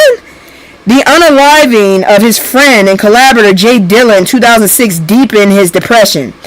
He became a recluse, not releasing new music until his third album, Black Messiah, in 2014. What's tragic is that despite the song earning a Grammy for Best Male R&B Vocal Performance and receiving MTV Video Music Award and nominations for Video of the Year and Best Male Video, D'Angelo spent years struggling because of what the video represented. The industry and fans turned him into a sex symbol, object, and he had to spend years recovering from that. That's the cost, the commodification. Well, yeah. Honestly, I was there for the music. I really wasn't there for his looks. I did not realize he was shy because of the way they made him seem. I thought he was a fuckboy. I apologized myself for my thinking of that because of the way that they had portrayed him. And I figured that was the reason why him and Angie broke up, because I wasn't happy about that either. But anyways, we about to get into some petty shit, so let's go. God dang this dude here. I'm so sick of hearing him in the news. Where is it? Where's the button? Okay, here we go. Ain't nobody got time for that.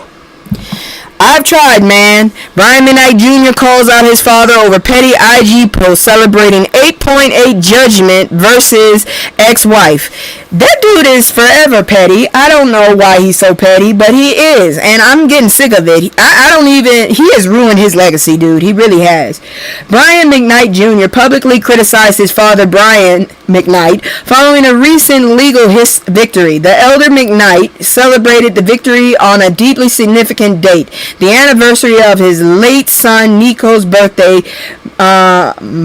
McKnight Jr. expressed his frustration through Instagram stories, stating he made efforts to avoid conflict and maintain maturity, but could no longer remain silent. He described his father as emotionally unavailable and incapable of coping with past losses, particularly the death of his mother. The controversy arose after Brian McKnight announced an $8.8 million judgment against his ex-wife in a defamation lawsuit. This judgment was awarded due to her failure to appear in court over allegations that she made false statements about him in her book, Mama Bear Beautifully Blended. McKnight explained that the legal victory was a significant milestone after a long and challenging process, emphasizing the emotional toll it had taken on him and his family. This dude is full of petty. But McKnight Jr. characterized his father's celebration as petty, revealing emotional complexities stemming from their family's past. He acknowledged difficulties during his parents' marriage and hinted at unresolved issues. The younger McKnight's comments suggest deep-seated resentment towards his father's parenting and emotional maturity. The rift extends beyond the recent legal disputes into family history. What stands out here is the timing. A legal victory, a win in court, was undercut by insensitivity of celebrating on the anniversary of a deceased son's birthday. That's tone deaf at best, deeply hurtful at worst. It shows a disconnect between legal success and emotional awareness. That man is not, he ain't there no more. He's that, I don't know what that is. McKnight Jr. is essentially saying you won your case, but you lost the room when you celebrated on that day. Family grief doesn't get resolved by courtroom wins, and sometimes a victory is one area that reveals deeper failures in another. Alright, y'all. That's disgusting, but that's the end of celebrities. We're about to get to medical news, but before I do that, I want to go ahead and promote this black-owned company, CBD Honey Lips. It is black-owned. You can find her on Twitch, Instagram, and Threads. It is located, the company's in a New York area. That's all I'm telling y'all about her. So check this out. I'll be right back.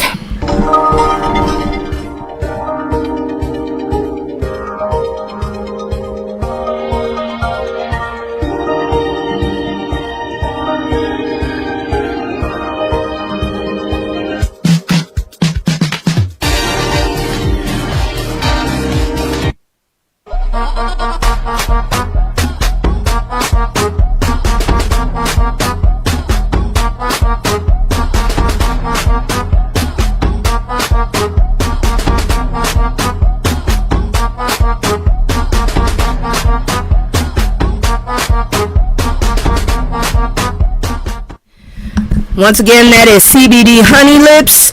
You can find her on Instagram, Twitch, and Threads. Let's move on to health, because I got some new news, and hopefully they protect him too. Where's my health thing? Oh, there it goes. From Haiti to Wall Street to Big Pharma, Harriet Tabuteau is on a $6 billion mission to heal the brain. I hope he does, because we got a few people that need to be fixed. Hey, how you doing? I'm just sitting up here reporting the news. Almost done, though. I got about, 2 more stories after this? Yeah.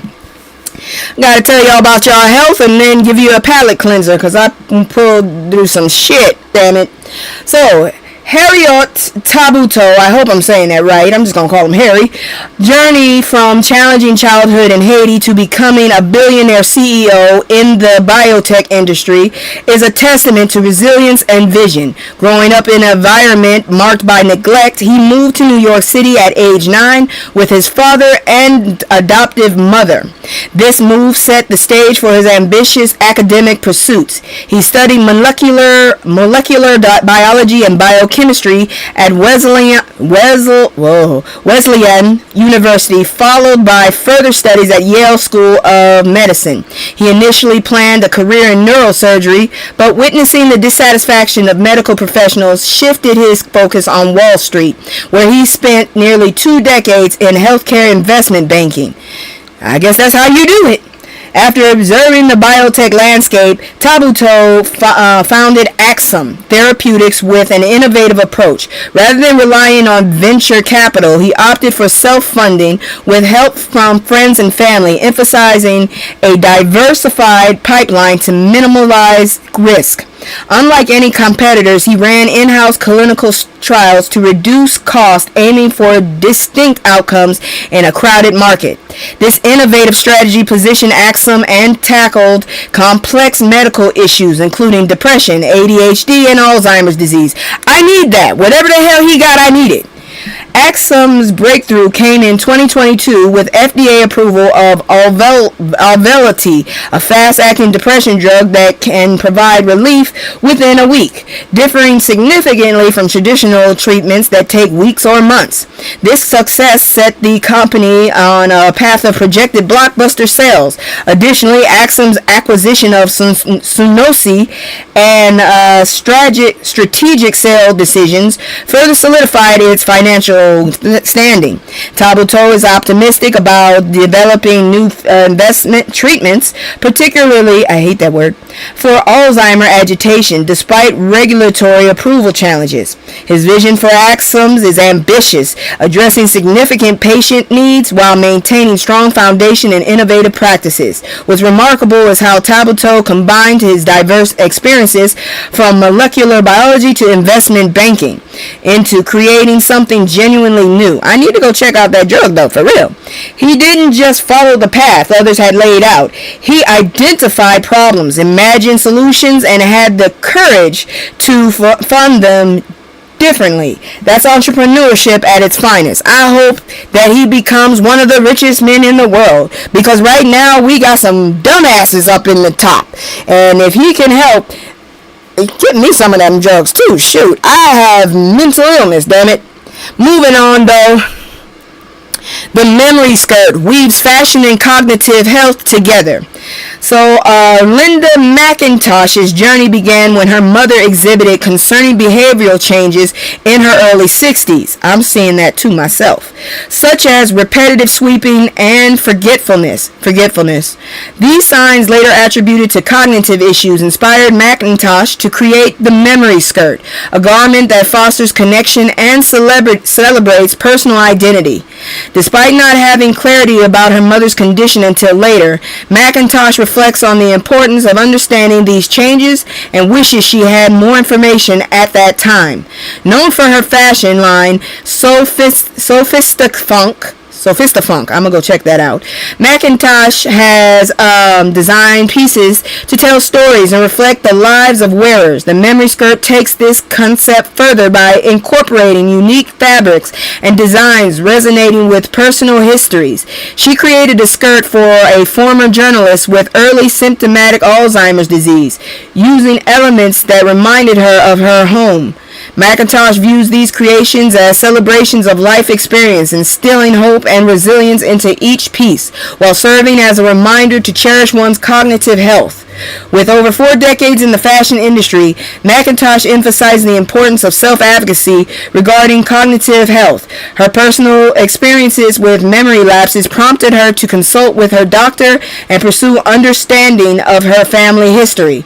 McIntosh's work blends artistry with advocacy, aiming to destigmatize memory issues while honoring those affected. Can you make a sweater? My mother is not wearing a skirt. I don't think I've ever seen that woman in a skirt or a dress, now that I think about it. No, I have seen her in a dress. Church. She's been wearing church. Yeah, only time I saw her in a dress was at church. So yeah, I need a big ass t-shirt for that. Anyways, for those interested, the memory skirt, she offers customization options, allowing clients to incorporate personal photographs to their designs. What McIntosh is doing is transformative. She's taking fashion, something traditionally centered on aesthetics, and using it as a tool for advocacy, education, and connection. Every piece tells a story. Every skirt celebrates someone's life. That's how you use art and commerce for good. I don't know why, but somebody just sat up there and messaged. I guess they just found out about D'Angelo, and I'm just like, what? Okay.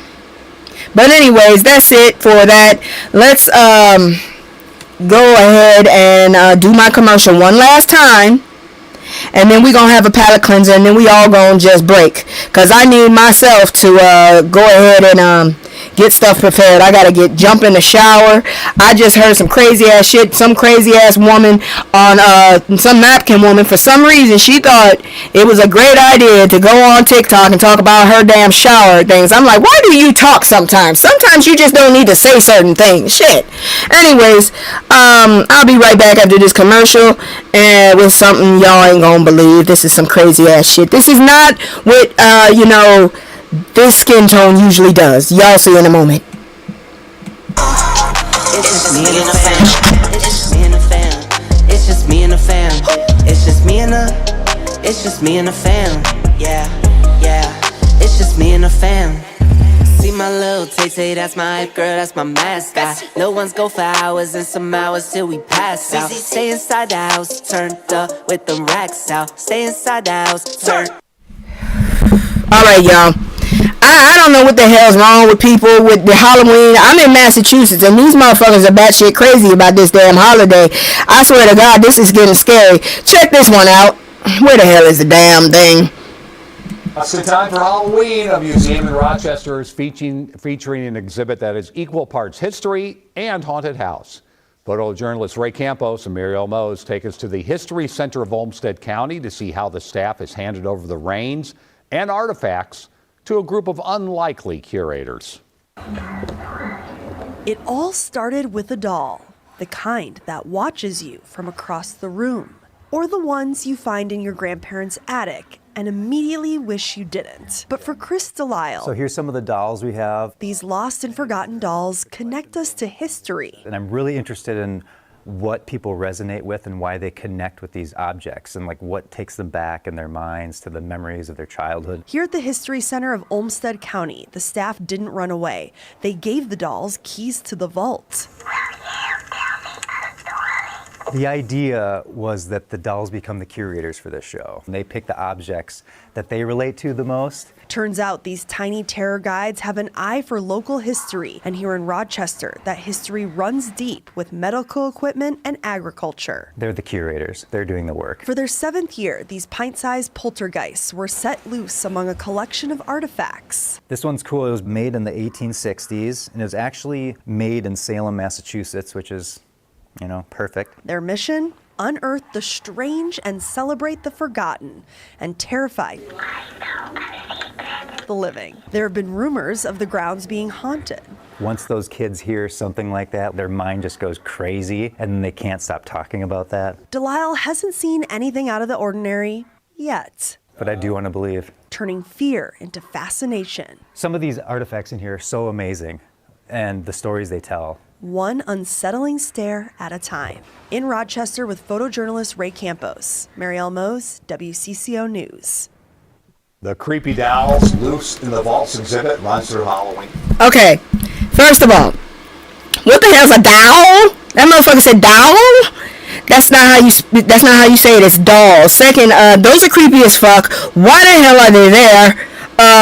Y'all doing this too much. I'm glad you're in Minnesota and not near me, because that's ridiculous. I don't want to be nowhere near this shit here. You got all them dolls with all them crazy ass like history and shit in there, following it and swimming with it, and one of them bastards can sing. Oh wow, welcome back, girl. The motherfucker, that one was talking. No, you bastards are horrible. Let me read this to y'all if y'all didn't pay attention and were a little distracted like I was. The History Center of Olmsted County in Minnesota launched a new exhibit at the perfect time for Halloween season. It's called Creepy Dolls Loose in the Vaults. I beg your pardon, I will not be going there. And it's showcasing an array of unsettling dolls alongside various historical objects from the museum's archives. Somebody better go get a priest or something to go up in that joker. Too much stuff is happening. We just found out that UFOs exist. Apparently demons are taking over the White House. This is not what we need, god dang it. Now we got these damn dolls running around, and that one looks like it can shoot lasers. Shit.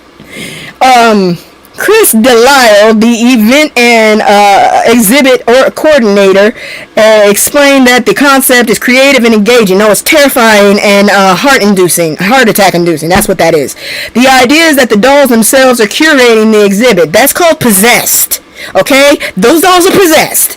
They're selecting related items and artifacts that connect them. That's scary. I know what you're saying under these words. It's like the dolls are saying, here's what belongs in our story. Yeah, and we don't want to be in that story. That's a clever curational angle that makes the exhibit feel interactive. I don't want to interact with none of these damn dolls. Did y'all see those dolls? Who wants to interact with that? What makes this exhibit special is the community involvement. I bet it does. Half of y'all are probably possessed by now. Every single doll featured was donated by local community members, and people were encouraged to share stories and historical context about each one. That is terrifying. You stay in Minnesota, damn it. Ain't Minnesota where that all-white settlement is? Yeah, you stay over there. Delisle emphasized the importance of local ties, stating that all the dolls must originate from Olmsted County to ensure authentic connection to the community. That means somebody getting possessed. This isn't some generic collection of creepy dolls pulled from anywhere. These are dolls from the people's actual attics, rituals, basements, ritual, and childhood bedrooms. That's creepy. That adds weight and meaning to what you're looking at. The interactive approach highlights the personal histories associated with each doll while encouraging participation from the public. I'm not participating with none of this shit. That's terrifying. Visitors have the opportunity to vote for their favorite doll, none of them, and the winner will be announced toward the end of the exhibition's run. Burn it down. Crazy people making crazy dolls. No, thank you. Exactly. This creates a sense of engagement, anticipation among attendees. I'm anticipating all of y'all getting possessed. I'm never going to Minnesota. Fuck that shit. Delisle hopes the exhibit will evoke nostalgia and spark conversations about childhood memories, enhancing the overall experience for visitors. You see what doing grandma memories from nostalgia did to D'Angelo. This is not going to pan well. What I appreciate about this balance is the balance they've struck. Museum exhibits can feel sterile and distant, but this one is designed to participatory and personal. No, I feel it looks dirty and looks like you might need to have a mask on and have some antiseptic on your hands. Ew. All I can think about is mold. Ew. That's how you bring people into the museum. No, not the people I know. Not by lecturing them, but inviting them to participate in something they care about. Look, the only museum that I like that does that is the one that helps you make rock candy for free, okay? That's that science museum in Boston, at least, that I experienced. I love that museum. I can touch stuff and it won't come back with me, okay? I'm not taking DNA home. I feel like you're taking moss and all kinds of shit home and breathing in all kinds of molds and bacteria from them dolls. Them things are old. Look at that fucking eye. That's not even lime green. That's like fluorescent fucking what is it? Sludge, radioactive. That's not a color that occurs in nature, and if it does, kill it. Shit. Anyways, this is creepy. I'm not going to it. Y'all have a good time. That's our palate cleanser. I'm about to go take a shower because, like I said, I watched the lady talk about she only takes a shower twice a week, and she don't even like that. And I'm disturbed as fuck. You going outside, at least wash up. Shit. This woman talking about she don't want no water on her. Ugh, that was nasty. Now I got to go take a shower and go look for some turkey to defrost, because the turkey story had me all for some turkey, some fried turkey. Now I want some deep fried turkey. I got some peanut oil. I can do that. Anyways, it's been a blast. Thank y'all for coming. Without y'all, I would be nothing. If you like what I'm doing, like, subscribe, share, get my word out. My whole thing is just getting my word out and interacting with people. I'm hoping my numbers have actually rose. So once we get to 200, if you haven't seen me before, you'll get to see me then. Because I made a promise when I first started this that every 100 I would cam up and you would see the real me. So I'm not going to break that promise. The numbers are rising. They've been going up and down, but they're rising right now so far. Now that I said this, they'll probably go down. But either way, once we get to that, I will cam up. Thank y'all so much. Thank you. I'm feeling better now that I finally could get out the bed without being in pain. Love y'all, and I'll see y'all later. Good night. I can't stay. No, I always gotta go. Playing house, this ain't a home with my soul. On the road, I can't stay. No, I always gotta go. Playing house, this ain't a home with my soul. On the road.